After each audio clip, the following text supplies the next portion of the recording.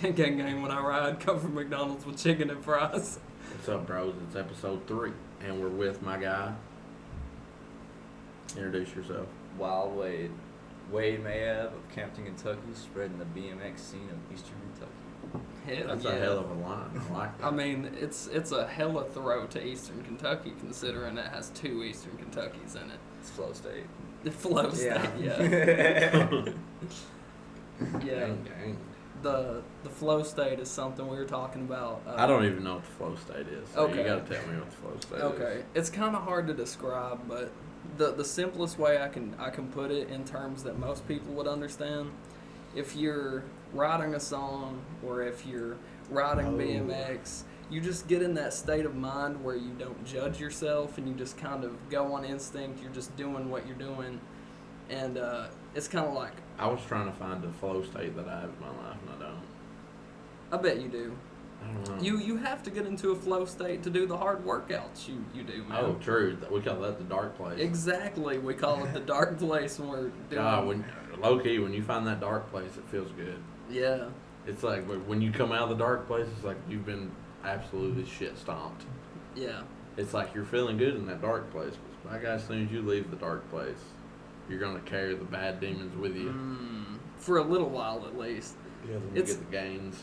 It's basically like you have to, when you're working out, you have to go to this state of mind where you just disconnect yourself. It's Kind yeah, of. almost an out of body experience. Yeah. Like your body is like a machine, and you're just up above you, just like, come on, do it. You can do it. Are you really gonna fake out right now? Yeah. Like you're just almost talking shit to yourself when you're working out. That's crazy. How does that? Because Like, I do it.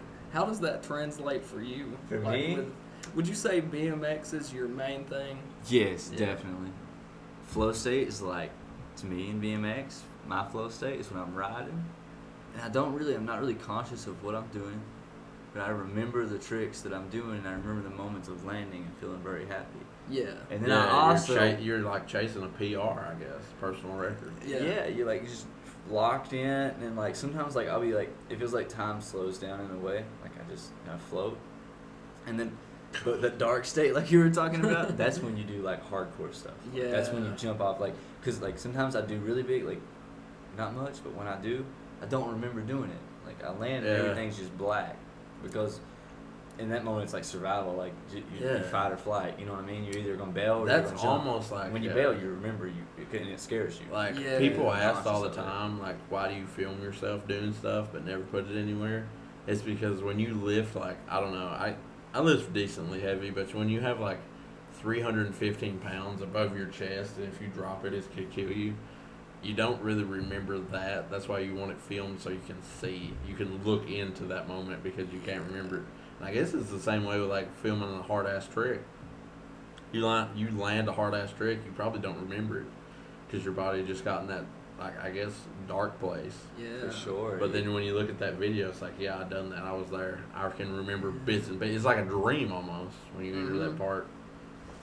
Yeah, it's like I used to, before I started working out, like I would always think, like when somebody lifts something crazy heavy and they scream, I was always thinking like that's premeditated, like that's something that they did. It's all fucking mental. It's like, well, I screamed. It's a weird ass spot. I screamed when I lifted that super heavy deadlift, and I was like, I didn't even do that intentionally. That just came out of my It's body. a weird ass. It's a weird thing to like lift heavy weight. That's why, like, when you think about the movie 300, when you have like the warriors Yeah. with They're shields going at going each other. out, they're Yeah. screaming as they're running. Like at each it's other. definitely not what'd you call it? Not meditated, but Premeditated. premeditated. Yeah, it's definitely not premeditated. It's just behavior something that at all. happens completely in the moment. You don't do it to be cool, you know. It's like in UFC, like when they win a fight, they just do this like just let out this big scream. They run wild. Yeah, because that's literally like winning, not dying. You are not dying. Your opponent could kill you. yeah, Like- easily, really. It's almost like when you win one of those, like, I guess a fight, it's like you just won at not dying. Yeah, that's true. Not only You did could be killed in a UFC match. Yeah. Yeah, those dudes are rough. You could definitely be killed in a street fight. somebody pop your head on the curb and it just cracks. Whoops. You gotta stay strapped. I just fought you because you knocked over my beer bottle, and now I have a murder on my record. Yeah. Like, it can easily happen. You can just knock somebody out and it'd be lights out forever. That's their last thing to God, happen yeah, to I them. wouldn't want that on me. No, A friend of no. mine from San Francisco, he got around to him and stabbed him like 8 times. And he pulled out a 22 on him and shot him once, and it jammed. Then he pulled out a 9mm and he emptied the clip on the guy and killed him. Whoa. But at the time he did it, he was like 19 or something like that. Mm. But he actually went to jail. The guns he had were unmarked, and he was, no consent to carry like that. God. Yeah, so what ended up He went to happening prison him? for like 2 years, man. Now he's out on probation. So did you He say got out that the of guy it. died, or did he just The wound guy, him? the guy that he emptied the clip on died. Wow. He was in prison and stuff for like illegal handguns. I'm pretty sure. Yeah, he may have, instead of a murder charge, you can usually get like manslaughter, and they'll give you less time for that because it's like you did it in a fit of rage instead of like actually Or plotting it out. unintent to kill. Yeah, you didn't intend to kill But him. he stabbed he was stabbed up like 9 times around the throat. Or self-defense, Self- usually. He That's- ran away was one thing. Too, Yeah, Another thing. well- he ran from the scene, and Yeah, if he he'd probably had some other stayed and charges. said self-defense, it'd have made sense because he'd have run up on somebody that's been stabbed 8 times. Yeah, Or can you say, well, he was defending himself, the dude that's dead was defending himself? Yeah. That's usually not the occurrence. I don't know. I don't know. This dude, as much as I know him, this guy was like rock solid, like best dude ever to trust. Like Mm. me and this cat are cool. We still text and stuff and hang out. Like, well, we don't really hang out much anymore. Yeah. But he texts me all the time. Super loving guy. He told me that stuff, and he's like, man, stuff inside the prison system and stuff is terrible. Like, really He rough. spent 2 years there, and Something like He told me Really? about it. And On really- manslaughter, so I bet you he was in with some people that was. would have never suspected this stuff, man. We was just driving, like we was going to a jam, and I flicked a cigarette butt out the window in Cali.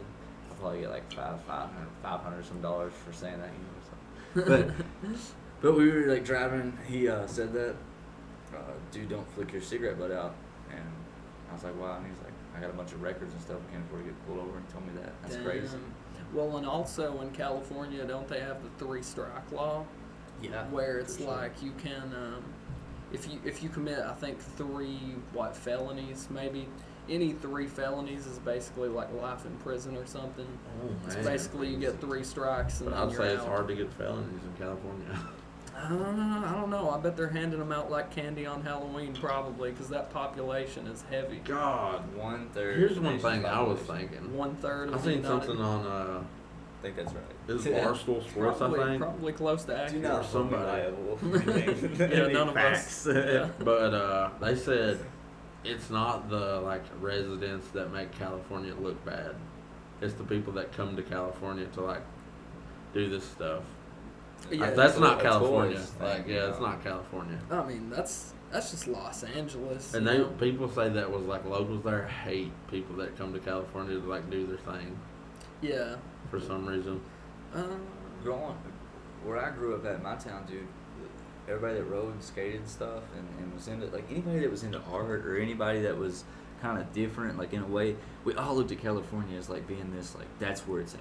Mm. Like in California, it'd be super sick to go to, and we'd all love it, you know. Like people talk about like skateboarders like around here that don't really understand, you know, everything that's going on. They talk about California like it's this holy grail, but it's really not. Like the freedom that we have where we live is we do what we want.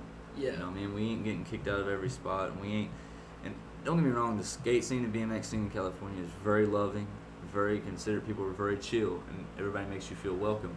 But it's the rest of the people. There's so much people out there. It's hard to ever make it up. You know. Yeah. But you should.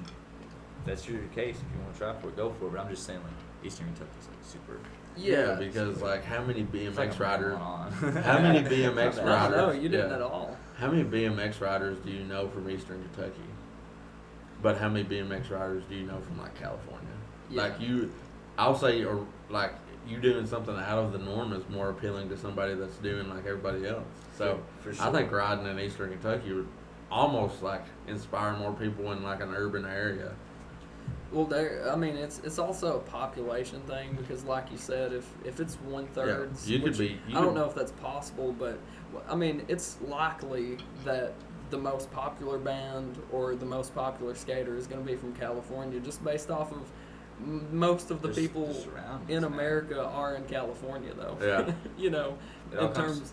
from people who build them up like fans, you know. Like, Yeah. That's what people that they're surrounded by. If your whole state, you know, if you could make your whole state a fan of you, if you lived in Kentucky versus if you lived in California, you're gonna have a lot more fans if you're based in California. Yeah, But- because there are more Exactly. people per Yeah, square yeah. per square mile. But That's also a really hard thing to do. When you do it right, you boom. But when you don't do it right, Yeah. you end up like all The the rest. bullshit is cut out there. more population also means more competition, Competition, too. And yeah, you wrap it up. That's like you just telling me the other day that like when you went to California, your like riding went through the roof.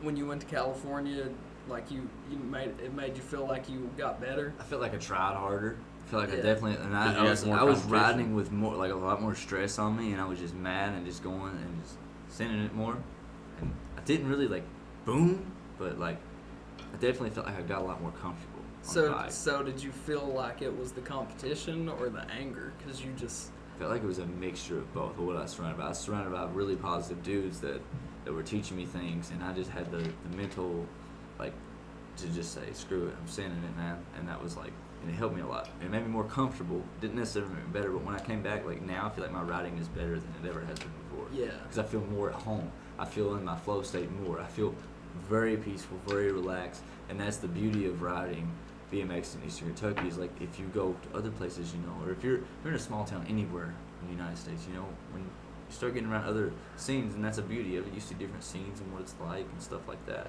That's the thing. Skateboarding's really urban, right? Mm-hmm. But you know how we were talking about like you have a different style because you're from Eastern Kentucky. Mm-hmm. It's because probably where you live, if you live in Eastern Kentucky and you're riding BMX, is you set up a 2x4 and went out there and rode Yeah. when you couldn't get a ride to town to ride on the Yeah. street. Man, and the way we were talking about different, like people who work out, people who skateboard, it's like I remember Crank was telling us, he actually said it in one of the videos we done with him, the very first kind of promotion we did for him to go to that competition. He said that, or he started out like lifting with what? Cement blocks and a board. Yeah, and it's because we don't have a gym in every Yeah. corner, you know, especially Exactly. And like where he yeah. lives. And that's probably going to change how you lift weights entirely. Yeah, you just become more raw. And it's Yeah. like you saying, like you're around people that improve you. It's almost like, or like you know those people that seen you, like learning from them, probably stepped up their game too, Mhm. just to like show you how it's meant to be or whatever. It's like when Keegan works out with me, like obviously I guess he like does whatever I do or tell him. So it's like when I'm working out with him, I want to do everything correctly. I want to do everything like as Yeah. heavy as I can do, but as like pinpoint as I can do because he's watching me learn. And it's like too, like I don't do CrossFit as much anymore. But when I work out with Josh Crank, he's like the CrossFit goat around here. Like he's like the god and weightlifting god. Like he's number 5 in the world in Olympic weightlifting or something like that. But when I go and work out with him, I just want to work on those things because it's like I'm learning from somebody higher Yeah. than me. But you're learning from me and I'm learning from Crank, so it's like different levels. He's definitely building you, like, he's building up your energy. Like, Yeah. it's like when He goes harder too when I'm working you're out at the with skate him. park and Yeah. you show a younger kid a trick, you know what I mean? You're like trying to teach him how to do it. Like when they do it, you're like, oh my god. Yeah, you want to do Yeah. it You're perfect. Yeah, that's so important, man. I hate it when I go to a skate park and see people treating kids or new riders bad. That hurts me so much because I'm like, that kid, this might be something he really loves, you know? Like show him how to do Yeah. things. I bring love him to teach into people things like that I bring know. him into the culture instead of pushing him out. He's somebody who's trying to do what you're doing, man. You know, embrace him. Yeah, that's what I was saying about Peyton. He's taught me how to graphic design pretty much 2 weeks. And if I would have went to like a class of like 18 people, it'd probably took me 6 months, 9 months. But he's taught me 2 weeks because it's just been one-on-one because he's passionate about graphic design. And usually, if you're passionate about something, you're passionate to teach somebody, and that wants to be like in your culture with Mhm. you. And you feel just as good as they do, if not Mhm. better, after you've done it. For Yeah. sure. Yeah, like it's almost helping them master their craft even more. They're refining their skills by teaching you like somebody from the beginning. And you influence them, man. Yeah. Like when I was little, like riding my cousin Daryl, man, from up in Ohio, he come down and he taught me how to ride a bicycle backwards, like sitting on the handlebars. I did that trick all the time. Like I thought that was cool, you know. Yeah. And you get older and you learn better tricks, but I still remember that like clear as day, like 'cause it's influential, man. Like moments like that don't come much, you know. And Mm-hmm. to see somebody that's like I'd rather not really a influence hero, somebody but than somebody tear you them just down. think of a lot. You know what I mean? Yeah. Like somebody that like makes you want to like kind of role models. Thank you. Mhm. Thanks, sir. Yeah, and when you're a kid, you look up to the cool guy. It's like no matter what anybody says, no matter what your parents say, there's a little bit of you that looks up to the skateboarder or the rap star or the The celebrity. out of the norm that just does what they want. Yeah. I think we're reaching a real time, like right now in art and media platforms that we have to just share everything that we do. That we're 100%. seeing, we're meeting more like famous people used to be famous, right? Yeah. Not Now- anymore. Not anymore. Yeah, Everybody's like famous. anybody, like I could send a personal message to Donald Trump if I wanted to. Exactly, Yeah. you know, and that makes us all stand out. We all have this media platform that's right before us. People follow more if, like, say for instance, like you fit what they feel like. You know what I mean? Like they Yeah. want a piece of them in you. So when people relate to you, that's you gotta find how people relate to you. It's really what's in you. You know what I mean? What makes you happy and what chills with you? Like what puts you in your flow state. Yeah. You know? Yeah, and like, I think, man, there are one of the biggest reasons for troubled youth, kids that get into gangs or get into drugs, or any bad road you could go down. I think a lot of that stems from not finding that thing that puts them in Yeah, that that state. that It's like there's second grind almost. They Yeah. never found that second grind. or even Like work starts after 5, like I'm saying. yeah, it's Your grind starts after your day job. you. Definitely does, and that's where your passion is. You can make your passion your day Yeah, job. that's the though. dream. You can- That's the that's end point. the dream. Yeah, Yeah. that's what you want. That's why you grind after 5. You're not getting paid for those hours. Mhm. I mean, shit though. And if- those are the most valuable hours, I think. if you're getting paid more than you deserve, like if your passion is something that you're not doing that good at your passion and you're not happy with it, then you'll just be just as miserable, man. If you were doing something that you had no passion for and were making less money. Yeah. You know, if you got the ton of money and you're not passionate about it, that's the way I feel about it. I've been broke and I've had decent money before. I've never Mhm. been rich or anything Yeah. like that, but I feel if you go to bed at night and you feel happy about what you've done, then nobody else can take that away from you. For Yeah. sure. Yeah, it's That's- like me. I've had jobs where I've made more money, had better benefits and all this, but I felt like I was just like clocking in every day. Like I was not getting better at that job. I couldn't go any farther. I wasn't bettering myself. But I feel like you're stuck Becoming like- spinning, you know? yeah, like when I got this job as like a screen printer, I was like, okay, I like making t-shirts and all this. I'm now in that setting to make t-shirts, learn how to do graphic design. I have everything at my disposal.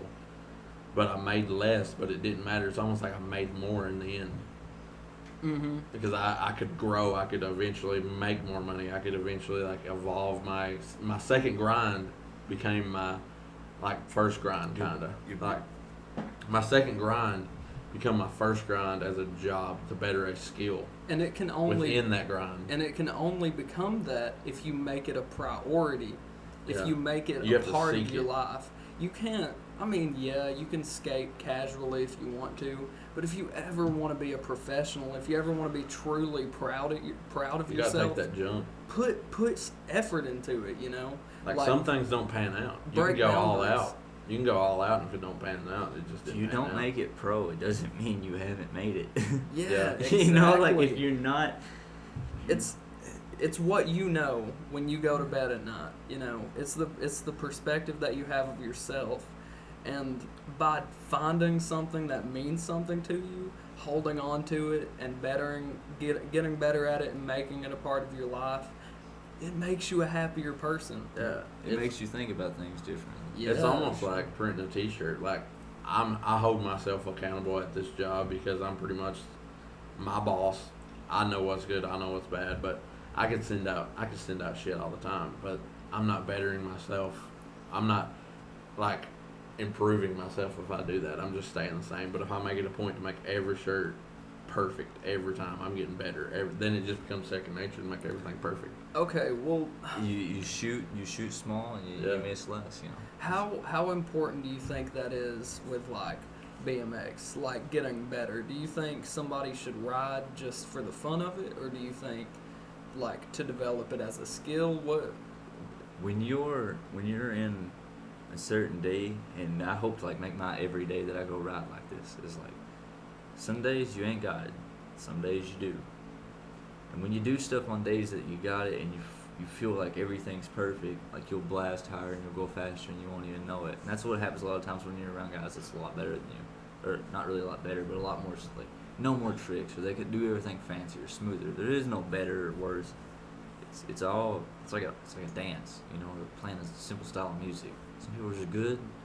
Some people got a little whack style, and it's like punk rock is not made to be like appealing to the masses. Yes. But there's a lot of punk rockers. And there are a lot of punk rockers who are not that talented, but who make people feel some or just energy. like so passionate about it. Yeah, it's like If you carry that energy into music or anything you do, if you're passionate about something and you lay it on the table and you do your best, and you're in that state where you're not really you're not really thinking about it, but you're just enjoying the moment. You're not thinking about the future. You're not thinking about the past. You're living in the now. That moment right then.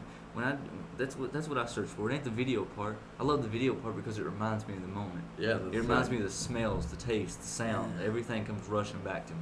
that's like a big piece of what videography is, and like digital art. You know, a lot of art that's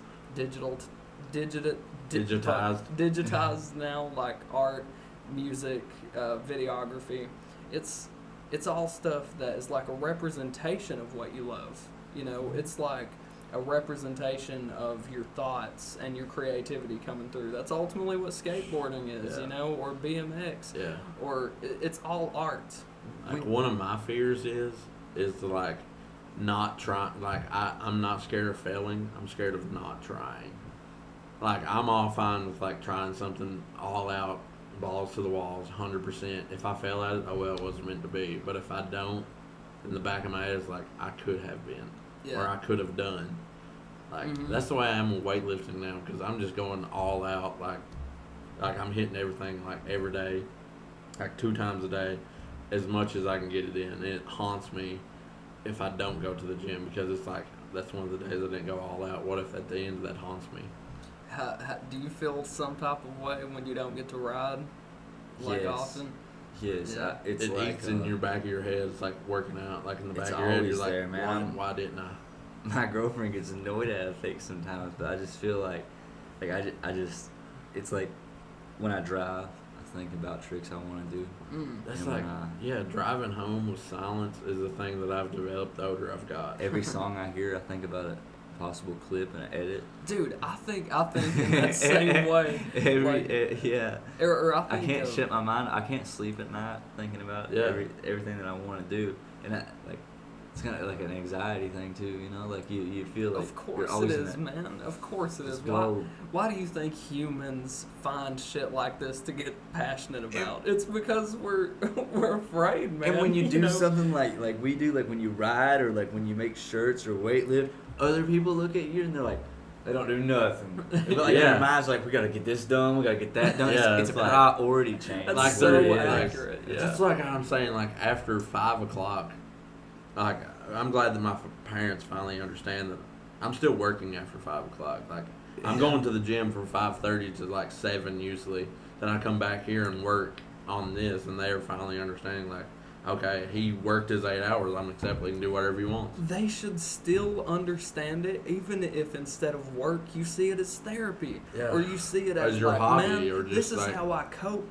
My life is shit, but when I get out and ride for an hour a day, damn, life is pretty good, and it Life makes me is way sleep better when easier. you get to do your like hobby or what you love at the end of the day. passion. At the end of the It day, is. you should finish on a high every time. from something you love. The therapy thing is a very good way of looking at it, because you look at It lets anger out sometimes. it lets anger out, Sadness or any of the thoughts bad thoughts or like anything that's left you uneasy. When you reach this state where you're not really trying, but you're just there and you're doing it, and you're That's not plenty thinking about enough the past or the sometimes. future, like some of that state. Mm-hmm. When you look at somebody's art like that, when they write a song, if it's just on the spot, it's what makes people when they think about it or fetch the idea, they craft it into something perfect. But when it's just raw and intense in there, and that's what I think about BMX, is you're thinking of ideas and they're sitting there in your conscious, right? Your subconscious gathers everything, right? Mhm. So say for instance, I'm hitting a ledge and I don't know how to do it. I keep practicing. All the things that I've seen from other people are going to come into effect, and I'm going to consciously think about them. Well, if you're writing a song and you just find the chords and you start saying words and you spit it out, if you're playing guitar, you find a beat, you start spitting it out, you're revealing things from yourself that you don't even know. And what that does is you feel confident about when you made a piece of art like that, or you feel confident when you've landed a trick like that. You really don't know what you've done when you did something perfect. Mm-hmm. Yeah. And then other people see it, and then they depict it, and you understand things about from yourself. That's the reason fans are just as important as the people that they're following, you know. Yeah, it's Yes. But I don't think you should idolize the people you're following. I think you should relate to them, learn from them, because each of you are your own story. You know what I mean? Yes. That's what I'm saying about every time I take a photo for Outsider or something. I didn't start thinking that was good until Josh Crank said one day, he's like, bro, you should start your own Instagram page for photography. And I'm like, no. I was like, I just take these because I think they look good for something I like. Yeah. But And that shook me when I was like, okay, these are good photos, I guess. Yeah. Because they're coming It gave from me that boost. They're coming from a place of this is in the moment. Yeah, you know? in the moment photos I love posting Candid. those. Candid Yeah. are way better. Or just instead of almost those place candid photos where you're like, okay, I'm gonna take a picture, I'm gonna look off or I'm gonna do something. Mhm. I would prefer a photo Where just you, look straight freeze. on, just look dead at the camera, Yeah. because that's in the moment. Like I said, I'm gonna take a photo of it, I'm gonna look right at the camera. Those are way more Yeah. I love those way more than here, do something. I feel But like my smile goes out of whack. I feel like my face just. Those are the best distorts. ones though, I take because pictures like that. the ones where I just take a while ago I took a photo of you and you was just standing there. That's probably one of the best photos you've ever seen of yourself, because you was It's in the moment. yeah, man. it's in the moment. yeah. You was having a genuine When you look through your family's book, dude, and it's all there, that's where it's at. Those That's- old VHS tapes Yes. of family Christmas. or even those photos of one person packing a camera around, be like, here, take your photo. It's that was in the moment. Yeah. They was oh my god. Man, one of the most God, those are the best. I love those family photos when they're like that. one of the most wholesome things that I ever seen about developing confidence for yourself is you see yourself in the mirror, you see yourself in pictures, you don't see how people see you when you're laughing your ass off. Yeah. Or Yeah. when you're smiling because you're Or having you're such talking, a fucking or you're good just, time. yeah.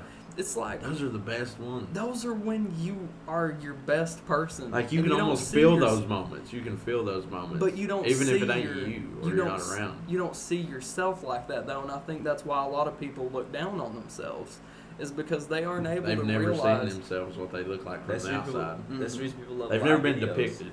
live videos. There's Yeah, people love that, on Facebook and stuff. People do live videos, It's- most of us see it, and we're genuine. that's whack. Yeah. But, everybody that was there is oh, I'm gonna watch it. You know.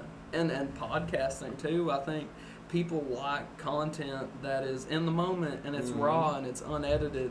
And I mean, not to say that edited, I'm against everything that's edited. I'm not. But I think there's definitely a place for listening to people talk unfiltered. Yeah, where I love. it's not high production. That's what's scary about today's time, man. The older I've got, Yeah. I need talk radio. I need podcasts. Mhm. Same. If I'm driving, out. Wow. music wears me Me out. too. Yeah. Why? Damn. I And, on the honestly way home, thought I was pretty alone in that. No, but when I drive home, it's an hour drive, and for 30 minutes, I won't have internet. So I'll go on Sirius Radio and try to find people that are just talking, not not music. Just I'll try to find people there just You're talking. going that Playboy channel? I don't think I got that channel. I'm paying $25 a month. Man, sometimes when I'm listening to music in the car, like it almost feels like work because I feel like I'm having to force myself to enjoy it sometimes. Yeah, 'Cause like it's but you love music, but you just need people that's talking. Yeah. Sometimes you're just not in the mood for music. Yeah. Music is not an all the time thing. Yeah. I've listened to so much to Joe Rogan on the tractor, like putting up Hey Dude, because Oh. you get tired of listening to music out there, like Oh, just God, making yeah. laps, you know? Yeah. Have my headphones in. I cannot listen. over I, everything else. I can't listen to a song after like a full day of work. If I'm going home for the day, I got to listen to Joe Rogan. It calms me down. It tells it. I don't know. It's a release. You Yeah. learn in your Yeah, calm. it's not like just I got to put energy towards watching or listening to this song. Yeah. It really makes you feel like you're hanging out. Like Yeah, the it way- feels like you're it's just sitting very there listening. conversating. I feel like it's this generation's equivalent to reading books. Because Yeah, this It generation, really is. Like, I've seen on Facebook. No, I don't either, man. I've seen on Facebook, it's like, I'm new to the podcast game. Who should I listen to? And I'm just like, I want to be like Joe Rogan, Ear Biscuits, just like Barbell Shrugged, everything that I've ever listened to. It's like there's a podcast for anybody because there's a podcast Literally about for everybody. anybody. They're a podcast that Barstool Sports has that relies on two women to go out every weekend and tell their experience so they can educate women. Yeah. Like, what? I It's mean- called How to Get Back with Your Ex. It's like how insanely niche is that market, you know? And it makes it. And it makes it, of What course. about it makes us, it, man? Like, where are we Yeah. at? We gotta. I gotta That's pee, what we're but mixing you into don't here. care. Oh my gosh, Chad is making this like a habit of. This is almost like a thing that happens every podcast now. Like it's gonna become my thing. I love Piss Chad. It's the alcohol. Ah, I do not. Yeah, there's been no alcohol consumption. It's in a Red's Apple L bottle, but it's just apple juice. We just wanted to look cool. It's not even actually alcohol.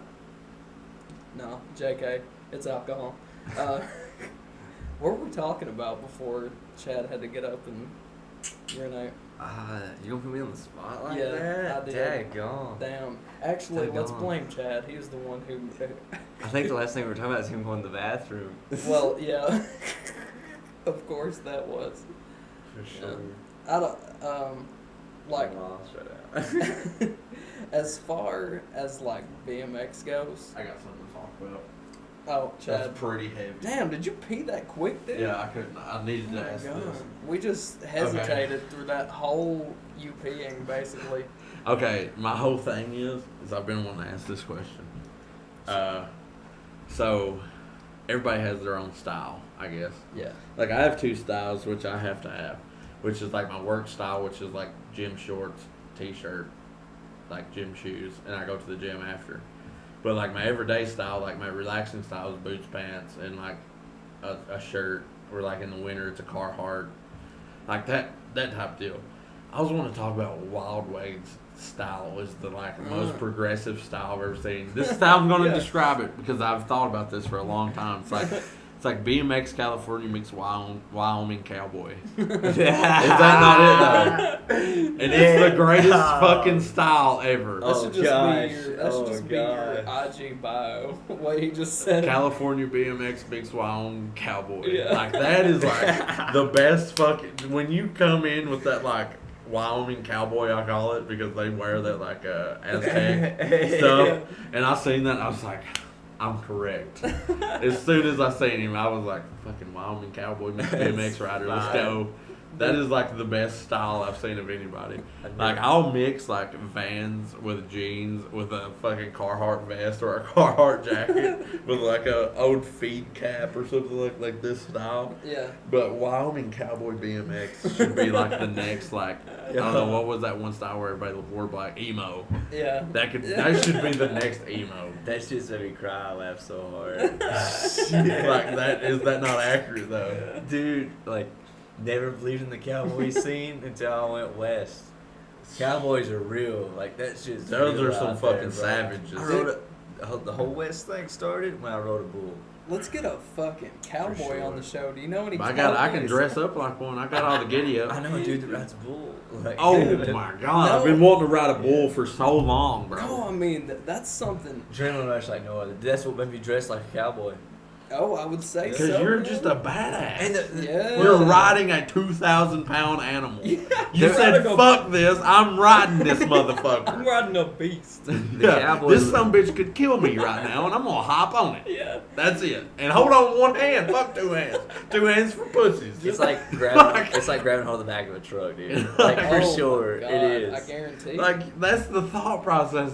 Imagine the first like rodeo like bull riders like I'm doing it with two hands, so one hand, pussy. Like if you ain't got that one hand up, it don't count. That's true. There was some guy who did the one hand. Yeah, it was just like that's the standard. That is the standard. If you can't ride it one hand for 8 seconds, go home, pussy. Damn, that kind of fucks it up for all the guys who can't ride one handed. Oh, dude, it'd be hard enough for two, dude. Oh, Dude, gosh. I don't know if one or two would be like harder now. But guess what, man? A 'Cause guy evolution, with a guy okay. with only one arm. Think Bad about son that. of a bitch. Yeah. He's a bad son of a bitch. What he is. He don't even need it.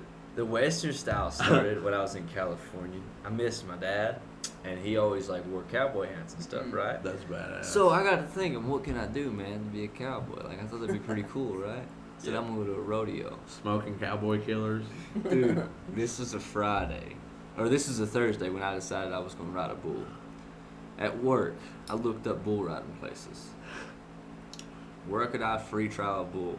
I stumbled through Google for like 30 minutes, 40 minutes, found one, called them. 3 hours away, called this lady. She was like, I was like, I've never rode a bull before. I want to ride a bull. Go to this road. I want to like participate in this rodeo. It says free entry. She's like, yeah, we'll get you a rope and stuff. I know this guy. I show up. Damn. $1,300 later. Truly wild Wade. I I drive respect 3 you. hours away. I get there. The rodeo don't start till like 7. I get there at 3, and I'm drinking like Jim Beam in a flask. That's how you do it. I'm That's in how my you get the seat. energy. And I'm like getting buzzed, you know, getting up. And then this dude shows up to give me my rope. I talk to the lady that's there. He goes to shake my hand. He has 4 fingers, and like it kind of freaked me out at first. Oh, I jump back. First guy you encounter at a radio only has 4 fingers and a fucked up His face. hand was all like swelled up. This dude was tough, and he is a nice man. I respected him very much. He was very nice to me. Helped me Oh. feel But accommodated. a badass, honestly. This dude was So- level 10 badass. Like, ain't gonna lie. I'm hanging out. I'm chilling. I'm sitting in the parking lot. The ring is over here and stuff. Me and this. So did you never have any trial runs, like just holding the rope like on the back of a fucking sheep or something? Yeah. I didn't want to look lame, so I didn't do that. I didn't have no build up to this. It was just like a wild. Go! It was wild hair in my ass, man. I just Yeah. sent it. But I'm hanging out. But I'm sorry, but you had so much, like you said it was like in the moment, but it's like you went through the effort of Googling it, finding the place, making the call. I respect that. This I is respect almost that. The like whole skydiving. drive there was like that flow state. It was like, where am I going? No, Oh, yeah, I'm going to ride no. a bull. I'll be like, honest, That's what I it turn- felt like. Well, like it's like a I'll be disconnect. honest, I would probably have got so drunk that they'd have been like, no, he can't ride. And I'd have been like, yeah, bro, I'm too.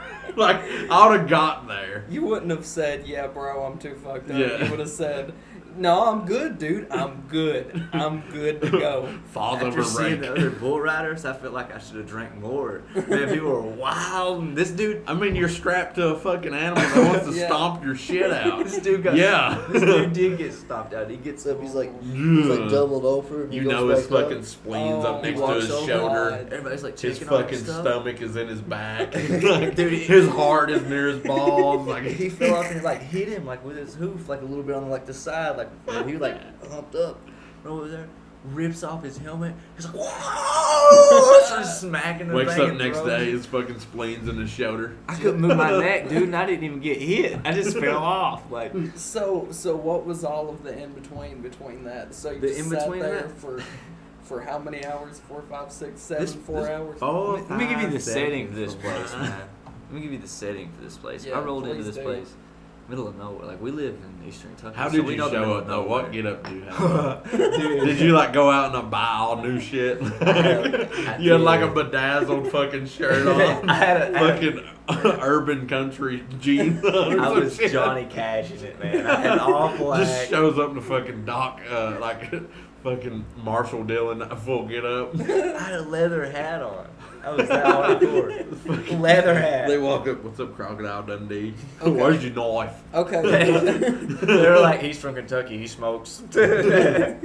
Were you alone in that? How many cowboy hats were there? Were there Dude, more? Was there Oh, any my. newbies like you? The dude that helped me out, the homie, man, like he hooked me up. He helped me like put my rope on my bull and everything. He had a Peterbilt tattoo in So he flames. pretty much- like I thought that was pretty cool. He, You know? So he pretty much signed your death certificate. He was okay Oh. with you dying. They pronounced my name wrong. Oh, They God. did. Imagine dying when they pronounce your name They wrong. said Wayne. Rest in peace, Wayne. Yo, I was there when Wayne died. Nobody has any clue what Yeah, this real look name up Dude. look up online Wayne death bull riding. No Wayne, what happened? What the fuck is this? Is he back alive? My friends from work showed CBS up. didn't even cover this. Bullshit. Literal bullshit. My friends from work showed up like after they showed up to see me ride or whatever. They met me back in my truck and they're like, "What in the hell? Where are we, dude?" I rode into this town. There was missing signs everywhere. It was in the middle, 3 hours. Caution, children of the corn. An hour and 30 minutes of it was no signal to the side of a mountain, dude. And it was like a big, Fuck like that. it was crazy. It's like a big Indian reservation or something. Dude, it was crazy. How It big awesome. was My the granny was place? Like, was it outside or inside somewhere? It was outside next to an airstrip, and it was Why called is Round. that where it- they usually take place? Because I was at one in Columbus, or not Columbus, fucking Bloomington, Ohio, and there was fucking helicopters landing. And I was like, what in the fucking goddamn Lonesome Dove shit is this? Lonesome Dove's a Western. very fire western. It comes in a It's big like part 7 series. hours, ain't it? The part where the dude gets bit by the water moccasin gave me Mhm. nightmares as a kid. I Dude. will say that. Yeah, I'm scared to death. It's of a snakes. 7-hour movie. Oh my god. It's crazy. Imagine sitting down and watching a Good. Western for 7 Have hours. you guys ever heard of Dances with Wolves? Dances with Wolves? Fuck It's yeah. it's like a 4-hour movie about like the relationship between the cowboys and the Native Well, Americans. think about this. It's amazing, man. It's like watching Lonesome Dove is like watching 4 movies that all have the same actors in one setting. yeah. That's insane. It's like Avengers. You know what that would be nowadays? It's like watching a whole it's like watching a whole fucking TV series. in That's one what I was setting. gonna say. Just be a Netflix exclusive. But no, they was like, Crazy, hey, let's man. make a That's 7-hour crazy. movie. I can't watch Netflix, dude. I sit down to watch Netflix at The night. only thing I can watch on Netflix is The Office, and I've watched The Office like 7 times through, the stuff. and it's honestly just now is just like part of my life. I'm just Trailer- like back on my phone. I love this part. Trailer Park Boys for life. Trailer Yeah. Trailer Park Boys ruined 6 months of my life. I literally stopped working out 4 months into Trailer Park Boys because I Holy was just shit. so obsessed with going home and watching it. Like, it changed my life. Bubbles is my fucking goddamn, I love him. Never seen Trailer Park Boys, and I never knew I had an accent until I left Kentucky. But shortly upon leaving Kentucky, I learned 2 things. I learned about the TV series Trailer Park Boys, and yes, I do agree. A lot of us do live like Trailer Park Boys. Yeah, it's true. Second of all, I do have accent. So Yeah. But That's the Trailer things I Park learned. Boys made me realize one of 2 things also. The first thing is, everything is a trailer park no matter what size house you live in. If you think about it. Yeah, Yeah. it is true. Like, we're just in one big ass trailer park. Yeah, that's true. Especially in a place like this. I mean, That's what makes art, man. Is like so many people can convey to that, and they see exactly what they mean, but it's not said. You never know exactly what it is. But Yeah. But Trailer your Park Boys, subconscious yeah. is like, all right, I like Trailer it. Park Boys started out as just like them filming each other. Yeah. Yeah. Like That's they what's was, fun. it was like a YouTube channel before, a YouTube skit before it was YouTube. Then they was like, here, let's sell it to this company. Then they made like 10 more seasons. They're geniuses. Yeah, that's They're- a And but they never changed anything. They never changed like the perspective. Like they could talk to the cameraman or whatever. I mean, it shows you right there. People are looking for something raw. It was People are so looking good for something though. Yeah, it different. was raw. It was That's like exactly right. The Office is raw. The Office is super raw. It was. It's real It's life. a like. It's It was real pretty life much a in real life. documentary about a paper company. It's like awkward humor. Like Yeah, and it's, they looked at the camera. They acknowledged the camera. They Yeah. acknowledged that there was people filming them all It's the that time. cringe aspect. yeah. God, Because yes. cringe is That's real. the best comedy though. Yeah. Trailer Park Boys is what we all want to be. We want to be Ricky, who just sits out there and just drinks like Yeah, French dressing. and just drinks yeah. beer. You know, Ricky just drinks- chills. What's the dude that wears the all black that looks like the poor version of the dude from Grease? Oh, you talking about Julian? Julian, yeah, he just always has a Yo. glass in his hand of whiskey, and he will literally make excuses like, I can't put my whiskey down. Like he never has it in his, he always has it in his hand. Like it's insane. And there's where they flip the car and he gets out and he's still holding it. There's something that makes Bubbles a standout character on that show that- too. Everybody I know Yeah. talks about Bubbles. Like Bubbles is And a what goat. is it? You don't really know. It's like but Michael something there. off of The Office. Is like everybody talks about Michael Scott. Yeah. I feel But like if Michael you- Scott sometimes. But if you Yeah. really watch The Office, like your go-to characters are Jim, Pam, Dwight, because that's the ultimate love story. That's the love triangle. Yeah. But if you just casually watch The Office, Michael's everybody that you notice. Bubbles everybody you notice because that's like the standout character. Yeah. Yeah. Art has been integrated like to that heavy of a standard, you know. We go back to the 70s, you look at Gilligan's Island, it was the Seven Deadly Sins. That was what they were playing off of. Really? Yeah. Yeah. Oh, so Oh, how, finally, I know some shit that you don't know. how does that work? Like how the episodes? Can't remember were- which character was which, but it was off the Seven Deadly Sins. They were each one, like kind of like that movie with Brad Pitt, and they drink PBR in it, where they go over to them murder scene, the Head in the Box movie. What's that called? God, I have no I idea. have no idea. What's in the box? What's in the box, Jokey? The Smurfs. I don't know. Is that what that's What's the dude's What's in the box? what's the dude's name that played in Scarface. I American don't know. Beauty? I don't know. I've never watched that either. I've Me had a either. lot of You're people. blowing my mind I've had a right now. lot of people suggest that movie to Kevin, me. Though. is it Kevin Spacey? Kevin Uh, Spacey. Kevin Spacey is a weird dude, so it probably Yeah. is. He's the bad guy in that movie. Makes sense. Uh, No way Kevin Spacey can ever play the good guy. I'm just saying. He's No a way creepy Kevin dude. Spacey's probably ever gonna get Playing another anything. role. Ah, That's like a crazy position. that's a crazy man. Yeah, but oh He my- can never play the father figure of fucking Hey Arnold or some shit like that. Bro, yeah. American Beauty's dark, man. What is it about? This dude, like, he's not satisfied with his life. He's like in the suburbs. like Sopranos. He feels like he goes kind of insane, and the movie ends with him dying. Actually. But- Whoa! Spoiler alert. Spoiler alert. I got a spoiler alert for you. It's kind of God. Every show's based off the same shit. Michael Scott leaves after like the 7th season. Like Oh. just ups and leaves, gets married. Yeah. What was it about the Seven Deadly Sins in Gilligan's Island though? One of them's like lust. One of them is like. Oh, the characters. Yeah, yeah, the play- characters play. Oh. The one that Makes was it more hot, she interesting was now. like, It's not you know, as funny. lust or something Yeah. like that. It's not as funny now, is Yeah, it? that's interesting. That's that's what I love about It's a art. Well, Really? I can tell you this is like the But thing always. with The Office, like with the 7 Deadly Sins. Like The Office is a love story. It's a love story between Pam and Jim and Dwight and Jim. Because at the beginning, they're all three separated, but the closer to the end of the story, Jim is Dwight's best man and Dwight's wedding. Damn. And Dwight and Pam are best He's friends. all Dwight Scott. Yeah, like that's all Dwight's got at the end. Yeah. Holy shit! It's, so it's like, the craziest love story you've ever seen So in The your life. Office actually has like a really deep, powerful. Fuck yeah. I It will thought- fuck It's you deep. up. It's deep. Really? It's Like 12 Jim, seasons. okay, at the Holy shit. beginning, I need to watch spoiler The alert to Office. all this. At the beginning, Pam is not with Jim. Jim is like playing like the best friend, like friend zoned, Yeah.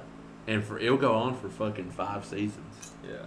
And you're just sitting back there, just like, God, Jim, quit being a fucking pussy, bro. Yeah. Go after that. And for 5 seasons, you're just like, it's almost like the comedy is there, then just like something with Jim and Pam, and you're just like, fuck. I It leaves you on a wanna know. cliffhanger every episode, man. Like it does. Yeah. And it's like Dwight and Jim always have an interaction that is like closer in them to friendship somehow. Mm. Like, it's insane. When is it that people are gonna start doing that with like social media posts, like leaving you on cliffhangers? Like catch me in the next post to fill out.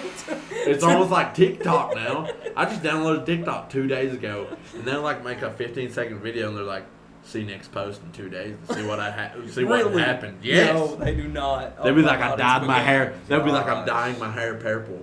See in 2 weeks what it looks like. Oh my God. They will leave you on cliffhangers on fucking TikTok, and I'm glad that it's been this long since I've downloaded Grandma's TikTok. gonna be like putting cliffhangers on Facebook, like my Like- least favorite grandchild is, and just ... catch Or me in just my like, next post. or just like, my brother died ...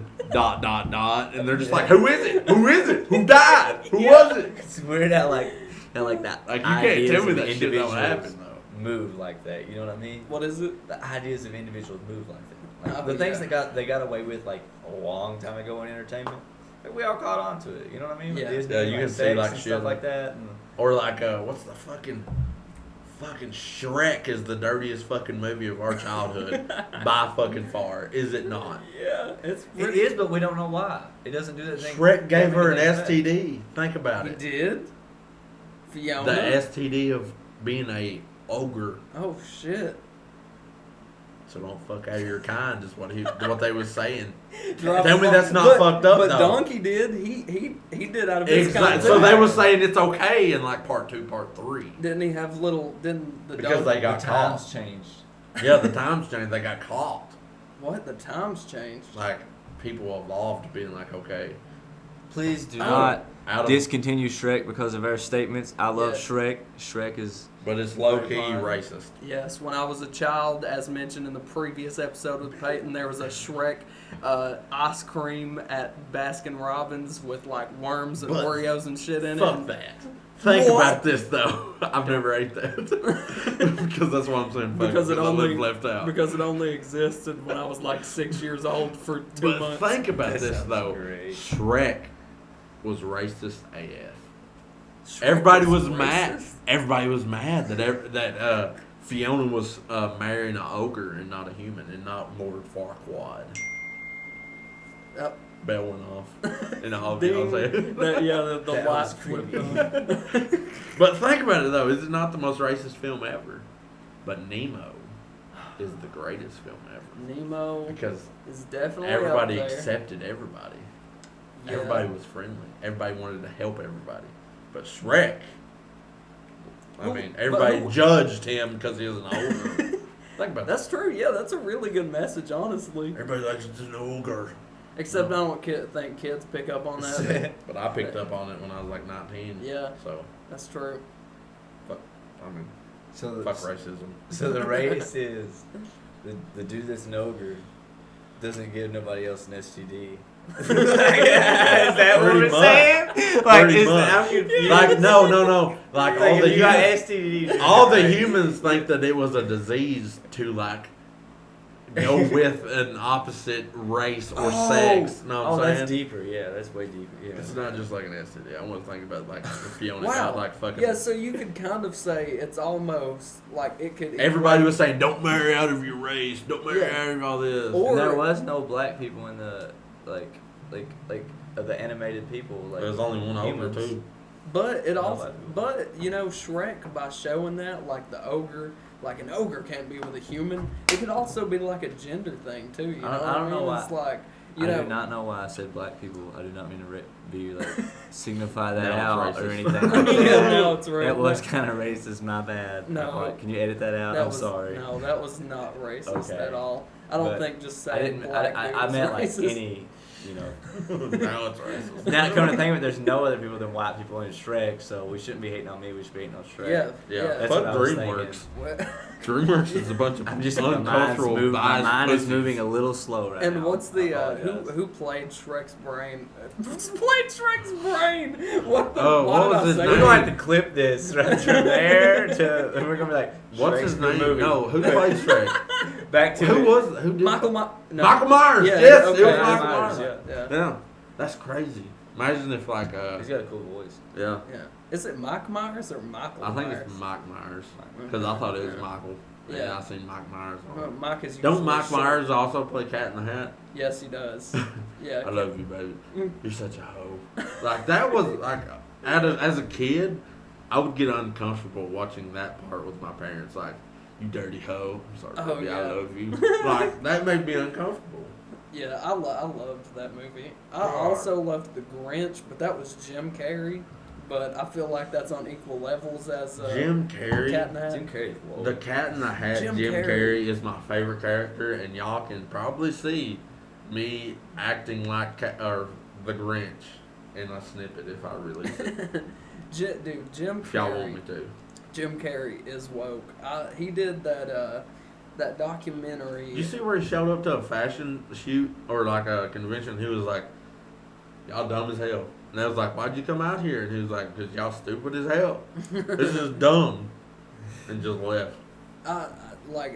He did that documentary about how he was method acting in Man on the Moon. It was a movie. Favorite Jim Carrey film. Hold on. Cable Man's mine. It was a movie about how he was playing this stand-up comedian, Andy Kaufman. Yeah. And Andy Kaufman was like completely insane. He would get on stage as a comedian and just bang on a bongo drum for like 30 minutes, and the crowd would be like, "What's going on here?" And so Jim Carrey. He's incredible. Jim Carrey. So G.G. funny. Allen of comedy. Yes, yeah. Except he without smearing shit on himself and trying to fight people in the crowd. Is that the? Yes, that's G.G. Allen. That I Did he showed die? you that video. Oh yeah, he did. He's crazy, man. I mean, probably a He's good crazy. thing. Not a great influence, but That was one of the first things that ever scarred me. I know people that love him. That's- Really? Yeah. love G.G. Yeah. Allen. Like, I know a dude that's got a G.G. Look Allen up tattoo on G.G. his Allen. leg. Please look up G.G. Yeah. Allen. G.G. But don't let your parents know your search history. Allin. One day I came home and I was like fencing with my dad. We were putting up a fence for our cows. Oh, I thought y'all was like And, fencing. Like yeah, with swords and shit. we was fencing.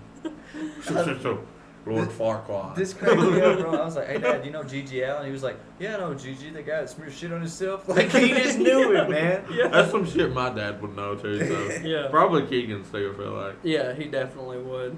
My dad has always influenced me with like early like 80s. That's metal why I got a and Motley rock. Crue tattoo. Yeah. Because like on the way to like basketball games and shit, we would listen to like Motley Crue, Eminem, the Notorious B.I.G., just Tupac, just like when I think about that as a grown up now, like 23, I'm almost grown, I guess. Like I'm out of my teenage years. Looking at that as like a 23-year-old, looking back as like my 17, 16-year-old self, I'm like, damn, I had a cool ass fucking dad.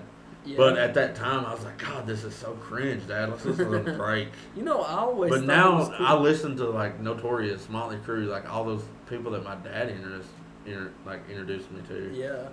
Well, that's interesting about like music and art and how it influences you. It's when almost you're, like your dad influences you the most. Almost. Well, I'm just saying, like, I know music has had some of the hugest impact on my personality.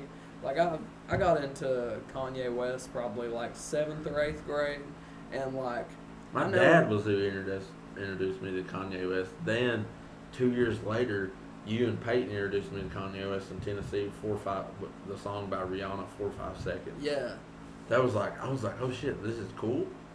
My dad listened to this, and they listen to this. This is cool.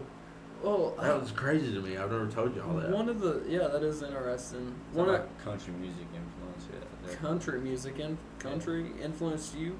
Yeah, like definitely like from a younger age, you know. Yeah, That's what Yeah. you think about shit. That's the way I am. Everything with, like everything in country is not that far fetched. Like it's like not mainstream country like on the radio and stuff, but like when Tyler Childers sings, I understand what he's saying. And when people Yeah. before him sung, you know, like It sounds like people that sung that type of music when your dad was around almost. yeah, Mhm. yeah, exactly.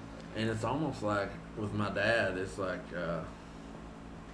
he introduced me to like rock. Like he would always listen to the Ozzy Boneyard on Sirius Sirius, XM, yes. ride to like these AAU tournaments like 4 hours away. So it's just me and him talking about music.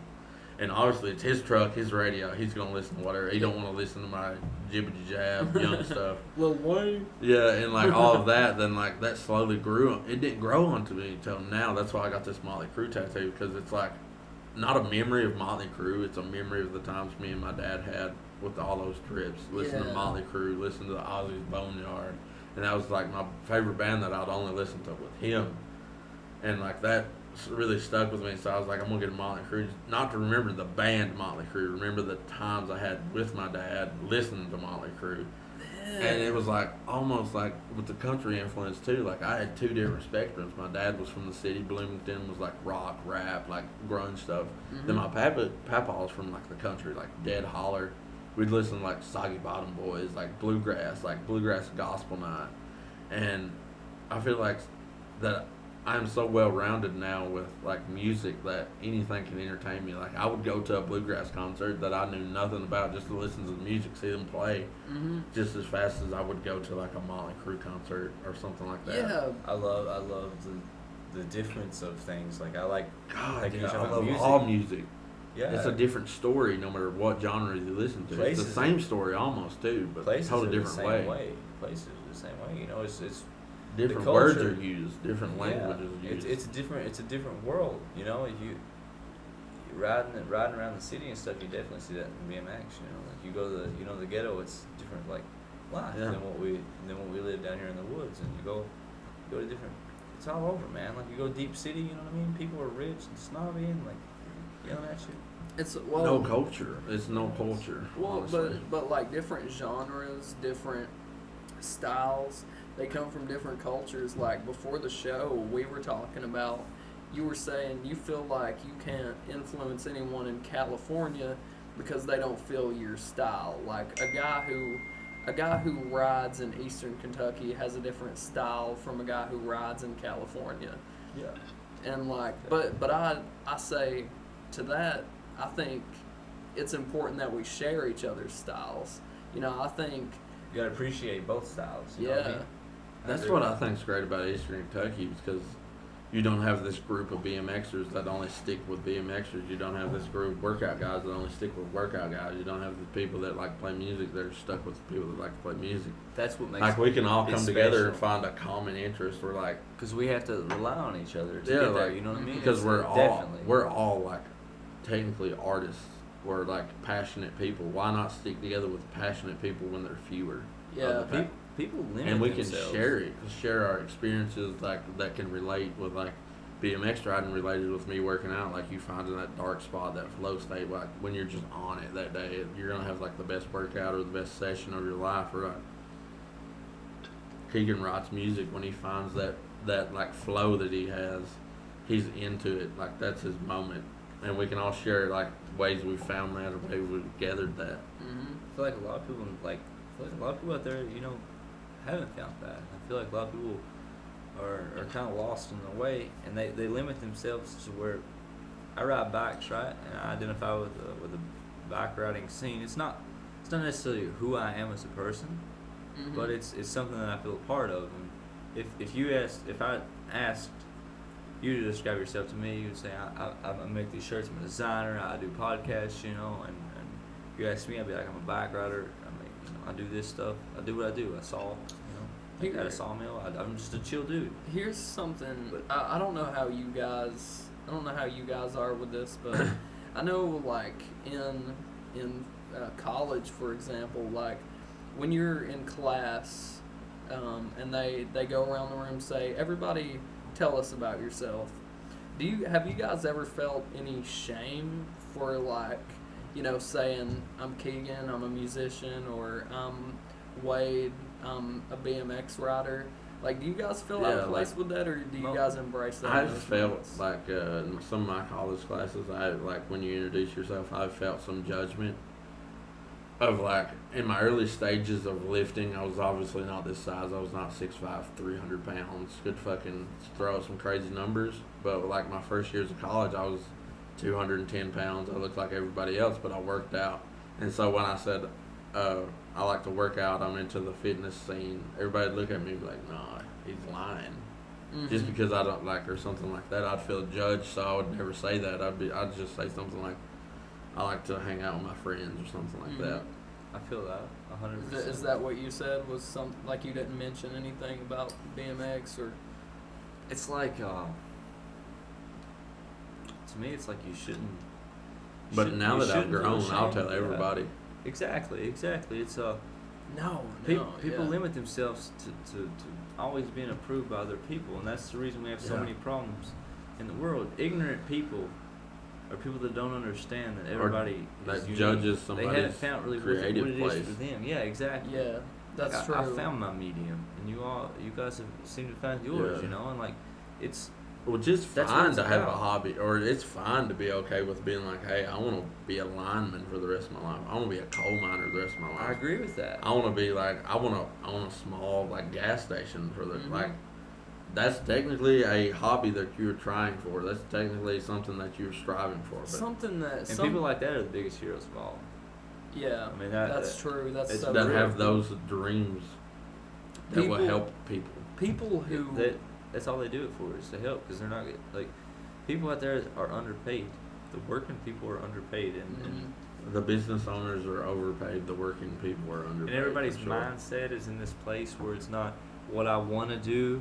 I'm doing what I have to do to make money and stuff, and the little places they find in their free time, they support causes that aren't really them, but they want to wear the T-shirt. And we have a huge divide of people who want to wear T-shirts for each side.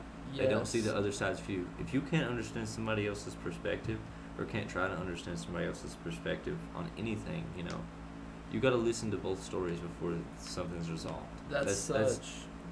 That's such a great point. I- man. You that's gotta be the- humble in it Yeah, also, that's you the know, biggest thing with Outsider too. Like while we created the brand, like I will literally give anybody anything if I feel like that you're just like doing your thing. Like you're just like, but somebody comes to me and be like, hey, when you gonna give me a T-shirt? I'm just like, but Well- I don't feel implied to give you one because you're just not. Wow. Give me a reason to give you one almost. Well- Like I don't have any problem with that. Were you saying, like, as almost like a metaphor for like people putting on masks? Is that what you're saying? Like, you know, in a sense, yes. People, because- I feel like people don't really chase what their desires are. They do a little bit of everything to make everybody happy, and Yeah. that really breaks them Yeah. down in a way. And that's what makes people fight against other people. They get angry. They get people are angry. People are Money, angry beings, you know? money is Mhm. like my biggest issue. Like I would honestly care more if you was doing something for like minimum wage that you love than like, hey, I make $80,000 a year. Like I would care. I would listen more if you was like, hey, I make candles. Or something like I make candles and I make like $25K a year. Yeah. Then listen to somebody like, I'm a lawyer, I make $85K a year. Like I would later listen to somebody that's creative in their mindset. Well, with the main thing about it is about at the end of the day just doing what you want to do personally and then sharing that with that's other more people. appealing to me. What it is though is it's like that opportunity in that classroom where you get to say what you are, who you are, and if you want to say you are a musician, there might be one other musician in that room who you've now empowered to also embrace that. Yeah. You know, and it's like you need to not wear a mask. You need to be yourself all the time, because how else are you going to inspire the people who truly are like you? Why are you trying to please people who are not like you? Yeah. Just be yourself It's- and let people come to you I'll naturally. say in this age that I've become, I don't introduce myself as like, I work at Game On. I tell them what I do at Game On. Like I screen print, I own a clothing company, I do a podcast, I tell them literally everything I do in my life, not that's like, I just work at Game On. Yeah. Yeah. Like I just don't introduce myself as like my Take pride occupation. in it, Yeah. man. You take Like I pride- tell you them gotta take pride in every little everything. skill that I've developed over my life, that's what I do. And instead of everybody hiding, worried about making the wrong impression on somebody, if everybody was just genuinely happy for other people's interests, we could all be more open about our interests. If man, whenever somebody tells me, you know, I work out and like I really love it, like I'm a health freak and I do CrossFit all the time, instead of me saying, God, man, like that's dumb, like isn't that stupid, like going behind his back and saying, man, what's the point of working out? We're all gonna die anyway, or you know, something like that. Yeah. It's like instead be happy for that guy, and that guy will be happy Show for you, interest. and that So, guy yeah. will show interest, because you can take from him, Yeah. and he can take from you. It may not be the same like set, but it may be like the same mental set. the foundation. Like can always you spread both positive. may hit a wall, at some point in your like occupation or your hobby that you can share. Mm-hmm. So why not? You got scared for taking lead? No, go ahead. I think Yeah, it's like no matter what it is, you can always find inspiration in it. No matter what somebody's doing, BMX. I think we've had a pretty good listing so far on the podcast. Oh, for sure. People that just do what they want to do. We've had BMX, beautiful Wild Wade. We've had Peyton Cooper, Graphic design. part owner of this company that we talk about. In Dude, this we need to get Josh Crank back on here so he can do a full one. Yeah, Hunter Spurlock. It was amazing. A great one, yeah. Talked a lot about dance in Eastern Kentucky. I'll tell you something that I want to know about Wild Way. This is his whole adventure into wild, or wherever he went to ride horses or whatever. I need to know that. I need to know how it carried over to like him cutting trees or like opening a sawmill. I Yeah. need to know how he got into that adventure. In Wyoming. I guess it's Wyoming. He I went to just say Wyoming. that because it styles Wyoming, California cowboy. Yeah, he's went to California. He's the California cowboy. Wyoming, California cowboy. That should be his handle. Oh, for sure. But Wild Wade is such a good handle, though. Yeah, it It's is. almost that it cannot grow out of Wild Wade. But It's- California Cowboy could be a T-shirt with Yeah. his face on it. Yes, 100%. Wild Wade's Instagram, guys, even if you don't like BMX or skateboarding, we've been talking this whole night about like giving other cultures a chance. Just check out his videos. Yeah. It's like really raw. Wild Wade is just not an Instagram handle anymore. It is literally his lifestyle Yeah. through Instagram. I mean, if man, a lot of people like to see like bad, like I was telling him earlier, the crashes when you're skateboarding or BMXing or dirt bike riding, those are just as important as the successes. Oh, easily. And they're just as fun to watch, if Those not scary more fun. moments, yeah, those scary moments are the most fun. And he includes a lot of his like crashes in his videography and stuff, which is really cool. All right, I'm gonna pee off though. But I broke all the podcast rules and used the restroom, so. this is not a podcast rule, though, because I do it 3 times a podcast. But I got a question when I come back. all right, for And sure. it's gonna blow your mind. We were talking while you were gone about like your Instagram and like how we were talking about the failures are just as important as the successes. Definitely. Everybody's like always, how much have you crashed? How much have you hurt yourself? Nah, it's full of sin all the time, man. Yeah, Like, yeah. It ain't about that. That's like a good crash is worth the feeling. Like you learn from it. You know what I mean? Mm-hmm. Hitting the ground, you learn from it. You get scared. It's part of it. It's just like when you're a kid and you're getting something out of the oven and you burn yourself. It's like I guarantee the next time you get something out of the oven, you're probably gonna make sure you don't burn yourself next And time. if you do, you know what you messed up on. Yeah, It gives you exactly. some ground on you. Well, I used an oven mitt with a hole in it. I won't do that next time. I under rotated a little bit. Yeah, yeah. That's it. Definitely. And the good thing about something like that is you can constantly adapt. If you can get up from that fall, then you know exactly where you hit. You know you just need to go about an inch backwards. Yeah. You can just feel it just from that experience. You And definitely can. It's just lining up everything perfect, Mhm. And the best moments when you do that is when you're not thinking about it at all, when it just comes naturally. yep. Honestly, it's all zen. For sure. What's your question, Chad? Oh my question. Okay, I got you. He's got to spit into his tiny Fanta bottle. 69 cents, boys. Sex. But that could be a hell of a T-shirt. 69 sex. But anyways, my question was, how did you get into the sawmill game? Like, where did you go? Where did you go to become a cowboy? Is my question. What state? Because I've been saying Wyoming. I was in Cali. My aunt lives in Wyoming. Wyoming is sick, bro. Really? So that's where sick. it was. Is that where you would like go to like be with the horse, just like ride your own horse and stuff? No, I never got to do any of that while I was in Cali. I just rode my bike, and I missed my family in Wyoming. I wish I could have went and seen them a lot more.